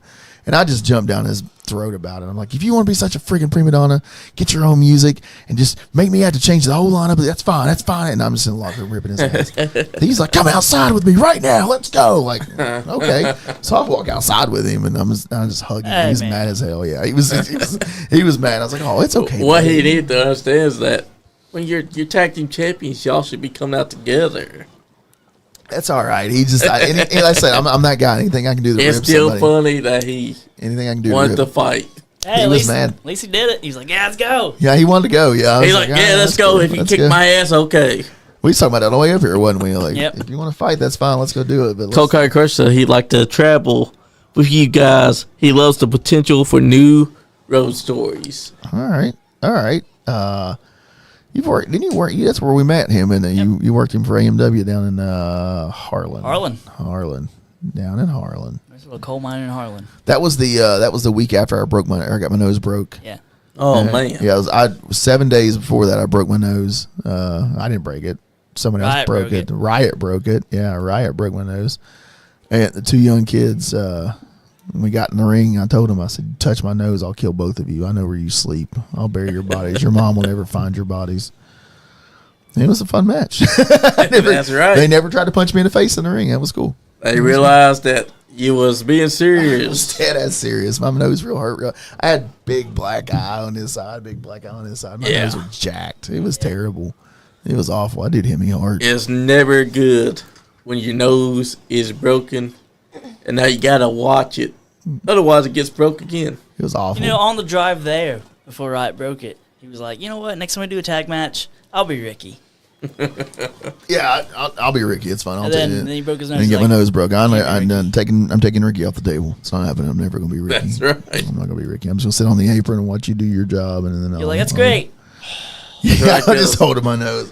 Because Ricky is Troy. Yeah, that's Ricky Titan over there. That's Ricky right. Titan. Titan Morton or whatever you want to call him. Troy Morton. Troy Morton. Troy Morton. I like Troy Morton. Listen, My first time seeing you guys was last year. Where It at? was at AMW, Appalachian Mountain Wrestling. Who'd he wrestle? You were wrestling the Country Gentlemen. Nice. Yeah. And that's where it all started. Yeah. When I got to know you guys. Watching y'all take them on has been a pleasure. We've done it a couple times. They're fun. Those are guys I would, anytime we get a call and they're like, hey, Country Gents want a match, we're down. We actually had them booked for a show for us, and AJ had to cancel last minute, but Casey still came up. Nice. And we still got him in a tag match against, we have a 7'6" monster at FTC named the Voodoo King. I don't know if you're familiar with him. Yeah, I'm familiar with him. Okay. He's been at EWA and he's been at Yeah. AMW as well. Yeah, Voodoo King. So we put Casey and the Voodoo King. Yeah. So we put them together and had a tag match against them. So that was fun. That was a fun match. Voodoo King. He's a big, scary. You need to see Voodoo King's feet. Is what you need to do. Yeah. Do you have a picture of the Voodoo King's feet? somewhere.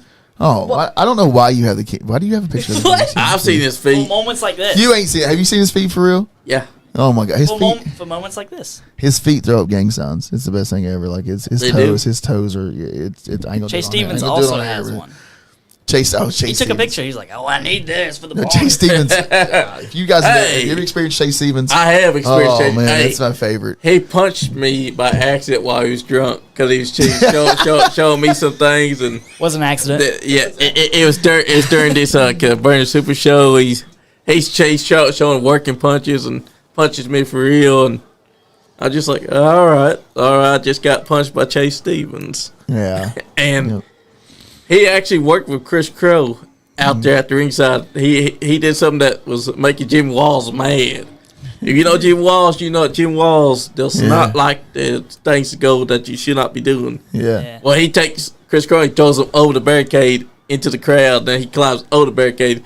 Jim Walls comes from the back. He's so pissed off. He's saying, hey, you need to go get in there. He's directing traffic and everything. He's trying to get them back over the barricade.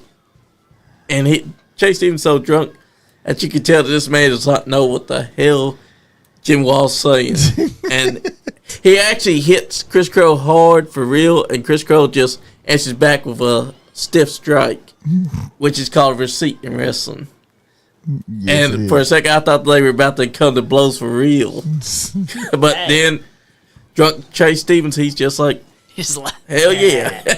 Hell yeah. I've had a time or two with that, Hell yeah. having to do those receipts. I always talk about the CVS size receipts. Yeah. That's the kind of receipts I'm into. The CVS receipt top. That's what I'm I into. stack them like Groupons. I just See the Cole County. I can see the comments now. Cole County Crusher. He know Yeah. about them Voodoo King feet. No, He Voodoo saw- King's feet. He saw him in the locker room. He know what's up. They were. he wasn't going to. I went. Oh, I know. You got. Yeah, we was I like. made you gotta him do it. look. I made you him gotta look. I said, you gotta look. look. You You gotta gotta look. look. You gotta Please do look it. at. Look at him. Look at him. Look at him. Look at him. He finally looked at him. He's like, oh my god. God, I can't unsee that. I can't unsee that. It's an image that will forever be ingrained into your brain. That's for Just the the mention of the name will make you horrified. Ooh, he said the word horrified. It reminded me of one more Bobby story. Yeah, you'll understand in a minute. So in Ashland, Kentucky, years ago, they wanted to start a swingers club. Yeah. So they wanted to start a swingers club years ago in Ashland, and they sent Channel 13 News down there to talk to him. And they interviewed the guy that ran the swingers club. So then they went to the local grocery store. They went to the local grocery store and they're interviewing people. And the first guy's like, oh, I don't believe in swinging. I've been married to my wife 150 years. I'm going to be married 150 more years. And the next woman holding a kid. I don't believe in swinging. One partner for life. And, you get married, it's one partner for the rest of your life. Bobby Blaze pops up on the screen. Hell, what's the number? Give me my phone number. I'm always available. I'm single, ready to mingle. Right there on Channel 13 News. This is the best video of all time. And every so often in the group chat, we'll just post it just to remind them that this guy trained you to wrestle, guys. Just so you know, this is the guy that trained you to wrestle. It's the best. What's her number? He had no chill then. He was like, 0. come on, I'm ready for it. 0. You don't give a shit. That's Bobby Blaze. Nick Hamrick. That's a big. Oh, that was a nice one. That was. I like that. It's been a minute since I've done the Angle Slam, I feel like. Have you ever sold your underwear to a fan? Why are you asking that? Question. What did you tell him? What did you tell him, Troy? Why are you telling him stuff, Troy? I tell you one secret, brother. And you're going to go in here and tell him. Are you serious? No. I tell him one secret. I've never sold my underwear to a fan. I'm just kidding. You know who has? No one's offered. You? Bobby Blade. Bobby Blade has? I don't doubt that for a minute. I don't And doubt that's that for a because second. the fan was a huge fan of Bobby Blade, and he was begging Bobby Blade, give me something that young. Give me something that young. And sign it for me. Sign it for me. Bobby Blade's like, I ain't got nothing on me for you. Oh my gosh. So eventually, Bobby Blade mentions, I could give you my underwear. And the fan goes, give it to me. I was like, all right, if you're paying me. Oh my Goes God. to the bathroom, takes his underwear off, sign them for the fan, brings it back out. He's like, well, here you go. Oh got my paid God. for it. I've had some weird requests in my DMs for stuff, but I've never actually followed through with any of them. I've had people ask for my socks, which listen, I hate feet. Yeah. I hate feet. God, I hate feet. I've had people ask for my socks. I've had people ask for my ring used boxers. I've had people ask for who else? What have I've had people ask for? I don't know what I've had. I had a mouthpiece one time. Yeah. So we went to Route 33 and I had a mouthpiece that glows. Yeah. Just had lights in it. And I was wearing it because we always go to the ring, try to do something silly at Route 33. And some person was like, can I have that? I'll give you $10 for it. And I was like, ugh. Give it to him. No. And I put it back in my mouth. And that was a 14-foot low boy. That was a fun. Look at this 14-foot low boy. Big, This is a 14-foot low boy. Yep. Big Tater Gang. They're a good tag team. They That's a are good very tag. good We've worked them. They're good. They're fun. But a 14-foot low boy. Troy done a flying burrito from one side to the other. Yeah. You done a flying burrito. You know what a flying burrito is? You know what a flying burrito is? How you don't know what a flying burrito is? I'm gonna be nice. It's because she got into wrestling only recently, June 15th, 2025. Yeah, you gotta know what a flying burrito is. I invented it. Did you invent Let's it? spread it. And spread it? Let's spread that. I invented Oh well, yeah. it. We'll just tell her. She can believe it because she don't know. Apparently, she don't have any. Yeah, he invented it, Emili. He was a He genius. invented a flying burrito. I'm an innovator. He also invented the sliced bread #2, but you didn't see it. I did that once and blew out my knee. That's why you don't see it no more. That's the name of the song of one of our trainers. The sliced bread. That's right. Jillian Hall's song was called Sliced Bread. Yes, it was. Coconut Crush says, why is the Voodoo Kings finish a big boot with his boot off? Yes. Because we want people to come back to the to different shows. Look how short my hair was. Did I shave my head? Yeah. Did I shave my head? I don't do that. Like I used to listen. Back in the day, I had no hair and I never carried a beard. Like I don't even remember that part of my life where I didn't have a beard. Troy, have you ever seen me without a beard in all the years you've known me? No. It's weird, isn't it? Like I'm Yeah, gonna without a shave beard, it. I have seen it without a beard. I'm gonna go shave it today. Do that. Being without a beard is like being naked because That's you what I look like feel a different person. Yeah, it I must feel suck. Oh yeah, Troy can't grow a beard. That's right. Yeah. I'm sorry, brother. Patch be you. Adams over there. Hey, at least for him, he gets to say he's got a baby face. He got the blue eyes, baby face though. Forever baby face. Forever, but he got them baby blues. They kill. We were in Dallas, Texas for WrestleMania one year, And I hope Destiny's still watching. We were in Dallas, Texas at a restaurant, and this waitress, I mean, she all but put it on the napkin that she was trying to get him to go home with her, and he was just like, no thanks, I'm good.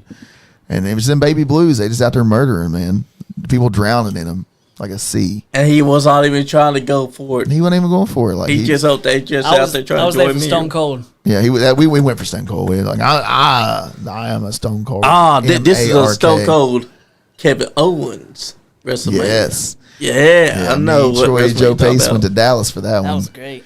Yeah, we went to Dallas for that one. Is there any WrestleMania stories that we got from out there? Oh wait, I feel like there was no, nothing I can tell. Is there one? JTG. Oh, there is. Oh yeah, we're in a good area for that one.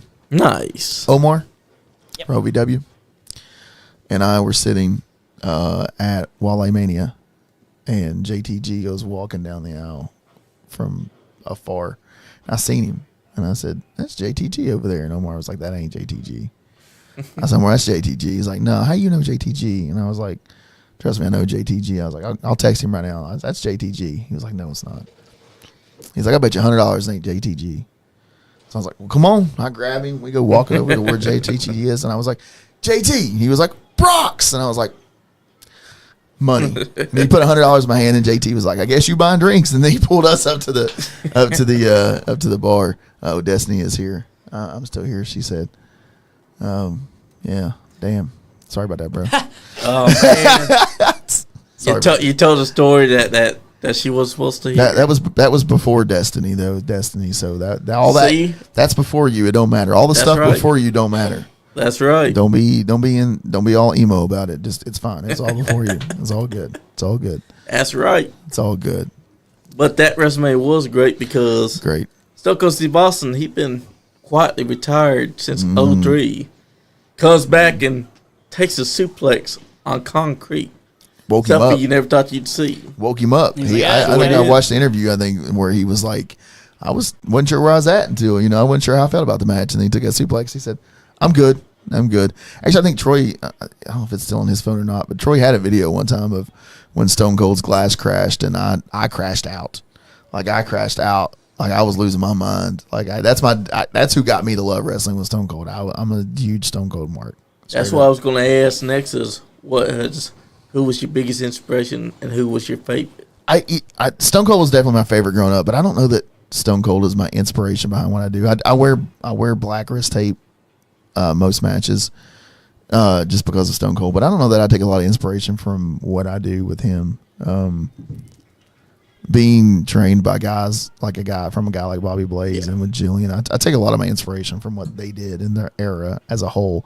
If I had to put a name to who I feel like that I most want to emulate when I'm in the ring is Arn Anderson. Good choice. I really like Arn.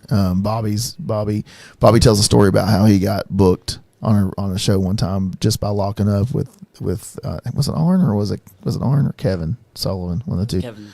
He locked up with Arn was in the room, but he locked up with somebody in the back room one day on a show and was like, "You're booked. You're in the first, third, and fifth match." And but Arn was a part of that, and Arn is the guy. I took a spine, but when I talk about my spine buster, I say I give an Arn spine buster, and people are like, "Okay, got you." Nice. So I'm definitely I'm an Arn guy. I take mine Hell from Arn. yeah. I've always been big on Eddie Guerrero. Nice choice. That was always my go-to. Like, he could do the lucha stuff. He was really, when it comes to the American style wrestling, he got it. He did. He had it all. Yeah, definitely. That's something that a lot of people don't understand is that the Guerrero family, they had natural born champions right there. Yeah. Ed Guerrero was a guy that was told that he'd never be anything but what he was. And then he became WWE champion. Yep. It shows that if you work hard enough, you believe in yourself, you do what you got to do, you too could become a world champion. Yep. Or heavyweight champion. No, that's definitely a good comparison for Troy. Troy's the guy. I always tell everybody Troy's the guy that can work anybody. If you're 7'6", Troy can work with you. If you're same size as Troy can work with you. If you're a power guy, Troy can work with you. If you're a technician, Troy can work with you. If you're whatever you want to be, That's right. that man sitting across the table from me can work anybody in this business. Probably hands down the most technically sound guy I've ever been in the ring next to or in the ring with. And actually, on the screen right now is a match where me and Troy actually wrestled each other. Exactly. But the most technically sound person in the business I've ever met in my life. So Exactly. Cocaine Crush said, I took a suplex on concrete at a fair show just to gross out my mom and ended up being on the injured list for several weeks. David Young has had a nasty spine buster too. Mm-hmm. Yeah. Spinebuster is one of my favorites. I didn't start out with it, but it's one of the things I kind of kept around that, and a Japanese arm drag. It's one of my favorite things to do because people are like, what is a Japanese arm drag? What is it? I don't know what that is, but it's old. It's just old, and people. Yep. Like, it's simple. It's simple. I love a Japanese arm drag. But that's something that's special about wrestling. Japanese arm drags and American arm drags, they're different, but they have the same principle. Mm-hmm. A lucha arm drag is a Mexican arm drag. It's kind of the same thing. That's right. Yeah. So I like the. Here we go. Here, look at this. This is Titan Troy and Brock Swolder locking up here. Oh, look at that. He put you side headlock. He did. What a jerk. Get off me, bitch. This was only the shades of the beginning of when you guys would begin. Was this is before Grappling Inc., wasn't it? Really? Yep. It wasn't? Nope, this was during Grappling Inc. It was during it? Really? Are you sure? Yep. I don't remember that. But it might have been. Oh, dang. The tag team got forced to wrestle each other. Well, there was a triple threat I was the AOG champion at the time. So it was a triple threat for us. It was we kind of pride ourselves on the day one as the day ones at AOG. Yeah. And it was kind of a day one at the, look, I'm giving him a little round of applause there. Smarty Marks in the ring. That's right. But, what a jerk. Did you see that? Did you see what he just did? Exactly. Fist bump, or bump me and then punch me in the face. Oh, man. What a jerk. That is not good I sportsmanship. probably would have done the same thing. Would you have? Yeah. No, you wouldn't. No, you wouldn't have. I wouldn't have sold it, just so you know. Yeah, he wouldn't have sold it. He would have just stared at you like, well. Yep. I'm barely selling his. Look at that. Titan picking up the boulder. He gained strength because of his good looks. I tell you what, they did good looks, big strength. And this is before you had the mohawk. This is before the mohawk. This was no power. Oh, yeah. That's. And then you both got taken down. Yeah, he landed on my head. I was not a fan. 0 out of 10 would not recommend. Yeah. Not a fan. Because he ended up landing directly onto your head. He landed directly on my head. I did not like it. So. That's one of those spots where you have to make sure that you're either protected or you're going to get your head caved in. I don't want another. I'm good. I'm just kidding. I'm just playing. I'm just kidding. But watching this, it shows why Grappling is where they're at right now. Because you guys knew each other even back then. Well. Yeah, we. I tell you, one of the things we tell the young guys now at the school is, so there was we always do Tuesdays and Thursdays with Jillian and Bobby back in the day, and then we would do a Saturday open mat where Jillian and Bobby wasn't there. It was just go in, and Joe was normally the guy that was unlocking the door. And then it got to the point where Joe was no longer there, and it was just like we would go in, Joey and I would go in here, and we'd get there at like 9 a.m., cold, hot, whatever the season was, and people would get there at like 9, and they'd stay till like 11, 12 o'clock, and they'd split. Troy would be there until 9 o'clock at night. We'd be there 12 hours in the wrestling ring. Now, we would wrestle. We would do stuff, take a minute, go eat, come back. But we'd be there 12 hours in the ring, just perfecting what we were doing, going over what Bobby and Jillian showed us. We'd run spots and video them, just kind of to see, where we felt about things, how we felt about things, where we can improve on them. Tapes. Yeah, where we can improve them. We would spend 12 hours at the school when we started, and it was just me and him most of the time, just kicking the shit out of each other, I think it's a good thing for what we do now with Grappling Inc., but it's definitely a good thing in our careers to be able to say we had those days of 10, 12-hour days in the ring where we would wrestle 3 or 4 hours and stop, and then we'd for an hour or two, then we'd wrestle 3 or 4 more hours and stop, and it was just it was very old school. You know what I'm saying? It wasn't like, when you got 2 hours and then you're out. It was all freaking day long. So, and that's how it should be, because you're training all those hours and you're getting that work in before you have to put in the actual work in an actual match in front of a big old crowd. Yeah. Yeah, it was, and that's what we do, and that's the reason we do the school shows now is because it's these new students that come in and they can run the training matches in front of the 15 or 20 people we got in the room, but like it's not the same. It's not really the same. And so we do these training matches because you need to Where you have going now? Huh? Where you going now? I'm going to check on Lady. you need to have awareness between those 20 to 30 people to either you're going to be working in front of 250 people or if it's 10 people, it don't matter. So long as you can work and get those people's attention, Right. that's what matters. Yeah, it's easy to do it in training matches, but like if you actually are trying to keep the attention of people that have paid the 10, 15, 20 bucks for your ticket or whatever. I got a question for you. Yeah. I got a question. You're a wrestling fan, obviously. Yeah. What do you think is too much for a wrestling ticket? Like what's a good price? Like what's a good fair price for a wrestling ticket? I think a good independent level. A good fair price independent level would be $12 because not only are you letting the kids in free, but you're making it fair for the adults that's going to be coming as well. Okay. And for VIP treatment, that can be at least $25 because you're seeing someone that they may not have even known yet. I got you. So you're saying somewhere between $12 and $25 on an independent show with the kids being free. Yep. So if a promotion was running, I don't know, let's say $15 no matter where you sat. Yeah. And 6 and under was free. Do you feel like that would be a good deal? Feel like that's a good? I feel like that'd be a good deal because sitting right there between 25 and 12, and that's a good deal. And a reasonably priced concession stand. Yeah. That's where I'm at. There's just been some talk lately about different prices and different things like that, and people, nobody really saying anything super negative, but just kind of wanting to see, where everybody kind of stood on what they thought good pricing was. I feel like $15 for a wrestling ticket is something I'd be okay with. $15 is definitely a good deal as well. $12, $15, that's good.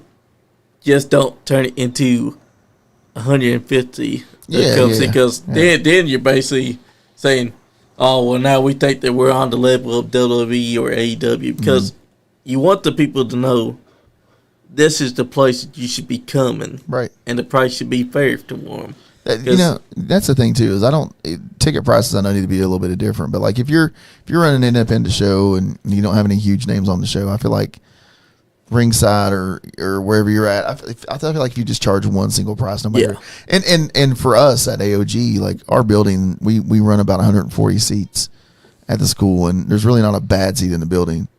So like, no matter where you pay or where you sit, $15 is like What's up, Charlie Owens? He said, how y'all doing tonight? What up, Charlie? We doing all right. We've been here for a while, man. I'm digging it. I love it. Listen, I haven't said anything about the studio, but like from another podcaster, this is the shit, bro. I like this. I like this a lot. This is nice. We appreciate that. This is nice. This is definitely nice. Trey, have you not really looked around very much? I have. I've tried not to look. I tried to look around, but I just can't take my eyes off them blues. I can't say thank you. Thanks for closing. Now I can't see the. Now I can look around. Now I can look around and see all the cool stuff. Andy was the one that painted the black walls. I love it. And we just added on to the wall. I love it. This was our newest addition. Ajax was pissed off when he saw it. He's like, take it down because it's showing him chopping the hell out of me. Do you guys just how do you guys pick what goes on the wall? Is it just pretty much if they bring it and they give it to us, we're gonna put it on the wall. Well, we got a merch box in the back of the truck, is what I know. We got something we can sign and give to you guys if you are wanting it. If not, no big deal. I can definitely give you one, man. We got some pictures in the we'll definitely put it onto the wall. We can do that before we leave. We'll definitely do that. That's right. Nice. I really like it here, though. This is really nice. I like the different setups for podcasts. I mean, mine started out a laptop, a microphone, and then I just had a banner behind me, and now it's turned into I've got a big wall behind me full of memorabilia and different things. It's just funny how things materialize from where you started to where you're at. So exactly, that sign right there was newest edition because that's actually my show's name. Which one is it? This Rinky Dink Bullshit Podcast. Oh, Rinky Dink Bullshit Podcast. And then this one is our main show, NiceGuyAndy Podcast. Nice. We've been doing this for 5 years. I've been on here for 4 years. I've been doing a lot, building up the relationships, talking to guests, This was our first champion. First time we ever had Zodiac in studio was after he won this. Nice. And now we got a new championship that we're going to be presenting to our new champion, Nice. OG Ugly, OG Ugly. who might be someone that you could wrestle as well. We're always down. Either one of us, whether it be tag or singles, we're always down to wrestle anybody, man. That's right. I think there's very few names, if there's any out there, that someone says, "Hey, we got you against." We're not going to be like, no. Exactly. We're the guys. We want the smoke. Bring it. Exactly. We want it. We don't care. We don't care how big you are. Plus, there's so many names out there right now that's starting up, and also names that's been around that y'all not wrestled yet. Mm-hmm. And that's a potential to happen in 2026. Well, we're down. Like I said, we've got some dates that's filled up already in 26. We are going to actually we got the first week or two of January we're off, which is it's kind of nice because it's always nice to take a week or two heal up, but we're next week we're in Oliver Springs, Tennessee. Yep. Next Saturday we'll be in Oliver Springs, Tennessee. So back on the road 4.5 hours down the road, and then we got a few. I think we got a couple weeks off. Just not saying we're going to take them off. Somebody wants us to do something, we'll do it. But maybe take a few days or a few weeks off there after the holidays, and then get back on the road. Exactly. January 3rd, we have our first AOG live event of 2026. So we won't have. When I say we have weeks off, because I don't when we're home, I don't really count. I mean, I count them. They're our shows, but it's different than jumping in a truck, driving 4 hours, wrestling, and driving 4 hours home. When we're home, I get to the event, I get to the venue at 10 o'clock in the morning, and I don't leave until midnight. Yeah, and I'm just home. The school's 5 minutes from where I live, so I don't really count those as far as big travel days or nothing like that. But you jumping in a truck and going 4 hours, that's a trip. So when we're not doing that, I feel like we have the week off. I feel like this is the first. We didn't have anything going on this weekend. Exactly. And I was like, well, we're used to driving anyway, so let's jump in the truck and go see the guys down there. I like it. Charlie Owens said, "The setup is always fire. I always love the vibe of it." Hell yeah, I love it. I really do. I dig the heck out of it, man. It's cool. And what I like about it is there's not too much. That's behind me and mine. There's not too much going on. Yeah. That's what I like. There's not too much going on. Not every wall space is filled where you're just like, man, this is too much. I think it's really nice to be able to have some. We've also had studio brawls take place here. Oh yeah. Icon Lee and AJ Alexander went off at each other, and before that, Akeem the Demon was in here, and Icon Lee just invaded our space and attacked him, and they got into a huge fight. This whole place has seen some history. So we ain't. You want to fight, Troy? Do it right now. You want to fight? Let's go. I don't want to fight, bro. I can't hit those baby blues, man. I don't want to make them baby blues black. You'll make them baby black and blue. Baby black and blues. Baby black and blues. My goodness. But also, we've also had Marty Clay get busted open right there inside that studio by Stan Sierra. Damn. That dude is mean. He's angry about all of it. He's always angry. Yeah. Stan Sierra? Stan Sierra's Punch always. me in the back of the head. He'd make her make him a sandwich. He would. You'd make a sandwich, too. Oh, you'd make a sandwich. He punched Troy right in the back of the head. We trying to pull Stan Sierra and Kyle Maggart apart, and he punched Troy right in the back. I'll tell you what, I thought Troy was dead. This is my way. Yeah. I thought Troy just disappeared. We were trying to pull these two monsters apart, and then Troy's got Stan like this, and then all of a sudden, here comes Kyle Maggart, and Troy was gone. And I'm like, where did he go? He's dead. I started screaming, because I'm trying to pop the voice. Where the hell did he go? And then Kyle gets pushed back, and I was like, Troy. I grabbed Troy, and here comes Stan. Boom, right in the back of the head. Punches him right in the back of the neck. Damn. All because he was getting pulled away. All because that wasn't even the first time. When's the first time? Who else punched him? That was the first time. And then Michael Anthony after. Oh, yeah. Then Michael Anthony at Route 33 punched him in the back. His elbow came. Punched him right in the head. You need to watch them big guys, man. You just, they got the perfect, Them big guys, they like to punch on him because he's small. I like to punch, too. I like to punch, too. He's like, I'm a puncher. They can punch me all they want. I'm punch back. Did you punch Stan Sierra back? I don't remember. I'll tell you what he did do. He found the camera and stood right in front of it next to Kyle Maggart's what he did. I know how he works. He found the TV camera and was like, I'm gonna stand next to Kyle Maggart here. So I can get on camera. I know. I know what you He's mean. showing off that pretty boy Listen, look to it. Get his shit in. Marty Clay saves John Cena. I stay at the camera. Yeah, I get your shit in. That's I know how right. you is. That's Troy's always about John getting his Cena, stuff John in. Cena was Mark Clay was actually out there for John Cena's last match Yeah. too. Just standing there like watching that video. I'm gonna save him again. He couldn't see him though. That's the thing. He couldn't. Can't He's see like, him no more. he's like, why is Gunther out here by himself? And then I saw some invisible armbands just laying inside the Yeah. ring. I'm like, why is everyone crying? There's nobody there. Yeah, I don't know. It's crazy. I don't know. Marty Clay should have grabbed one of them armbands Exactly. and ran. He should have That's also. what I'd have done. I would have taken those sneakers that was laying inside there. 'Cause Ran hard, yeah. Yeah, ran my ass off. that's a piece of history, taking the invisible man's shoes. It is. Oh, Troy, it's that. A lot of people is also going to understand that Yoshihiko, the blow-up doll that's used in wrestling, Yeah. you can make that work. Because if you're a good wrestler, you can make that or a mop work. I mean, look at Perry Saturn. He made Moppy a gimmick that's supposed to be punishing for him. The most over gimmick of 2000 to 2001. I've always said Troy could wrestle a paper bag and make it look good. Straight up. You'll be ripped up a little bit. He gonna be ripped up a little bit. He gonna get his shit in. I promise you. That's Troy gonna get his shit in. That's right. That's what Troy do. Even if that paper bag somehow has a person attached to it. He gonna get his shit in. That's how Troy is. That's why he that blonde eyed. My God, my blonde haired, blue eyed. Yeah, quit batting your eyes at me like that. I can't do that. Charlie Owens You can't said, bat your eyes? I can't stand to watch him do it. Oh. I can bat my eyes. Shit, I get stuff I want. I can bat my eyes. Charlie Owens said, hope y'all have a great night. I'm going to head out here. Nice to listen in for a few minutes. Great stories and conversations. Much love, y'all. Thank you, Charlie. Thank you, buddy. That's what it's all Appreciate it. about. Oh, Northern Lights. You see that? That's a fisherman's. You have the leg. You know better. I just wanted to piss him off because I knew he was kicking out. You know what? This has been good conversations. Absolutely. Like, we're going to have y'all back on. Please, anytime. We'd love to. And if we do get even in here, I'd like to invite y'all to come here without him even knowing that y'all are about to come on. No, okay. All right. It'll be interesting. That could be fun. That could be Is fun. it good? We can do it. We can do it.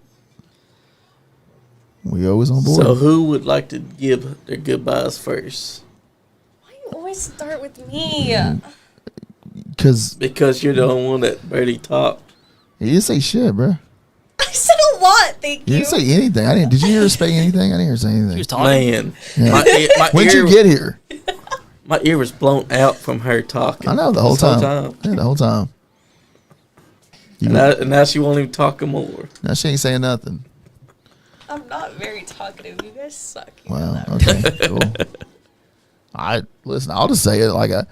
It's been fun as hell. But definitely, we want to come back anytime you want us. And That's right, brother. if anytime that you guys that are listening or watching, want to check out the FTC's Art of Grappling or AMW or Route 33 or EWA or EPW or any of the 100 million places we're working, man, check them out. We always promote where we're going. Check That's out any right. of those places. They definitely were well deserved to check out.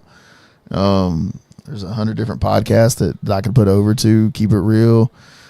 This podcast in general, in particular, for sure. Who else got podcasts I can talk about? Oh, you know that hitting the ropes. Hitting the Ropes. Yep. There's a Hitting the Ropes podcast. WSN as a whole, man. Let me put over WSN for a second. WSN's a cool place if you're a wrestling fan. Podcast almost every night of the week. Uh-oh. Because you don't talk Exactly. Yeah. at all. Oh, that's your man talking to you, too. You better talk to him. That's your man. That's number 2 or whatever. But yeah, So that's number 2. put That's them number 2. over. Put over all podcasts like Yeah. Mayhem Media. Yeah. They're cool cats. Yeah. There was one, the indie wrestling, the indie wrestling experience. Yeah, the indie wrestling experience. Those guys are awesome too. They put out a bunch of lists this year. They done a monthly list for independent wrestlers as far as like tag teams and singles and women and intergender.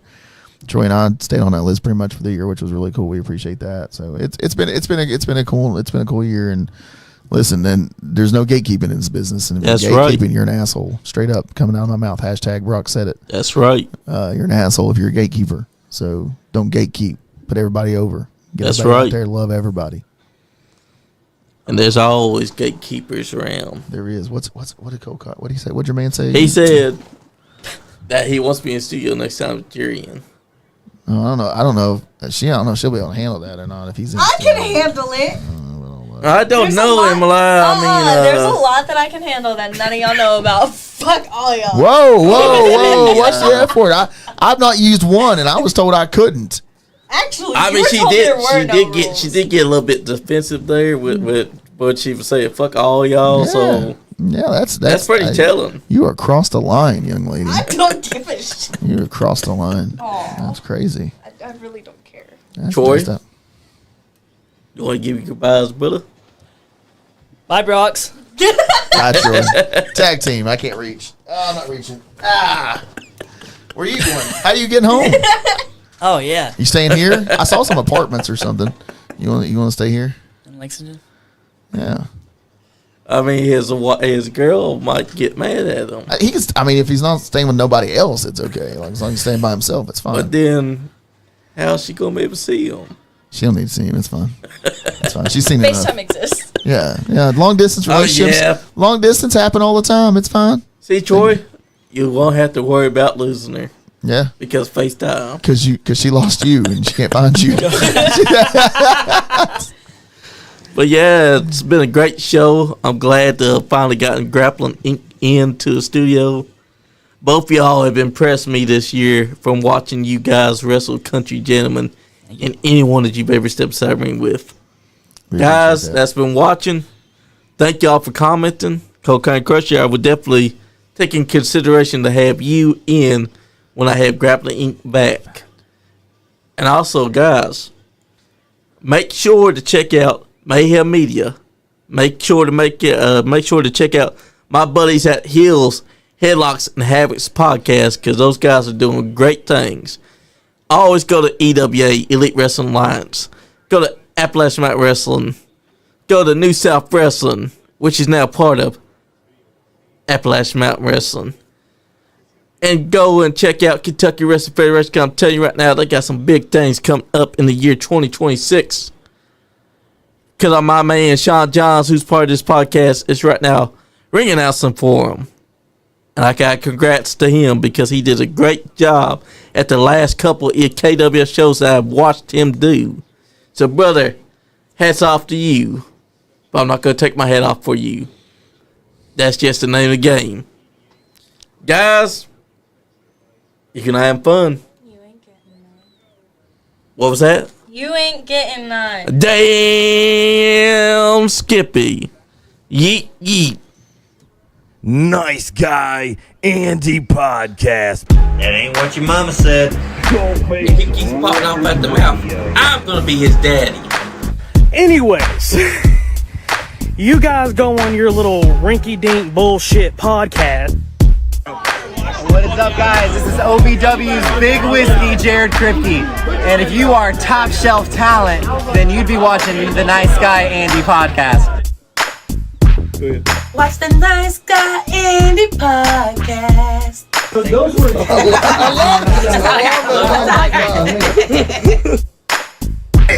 Ooh.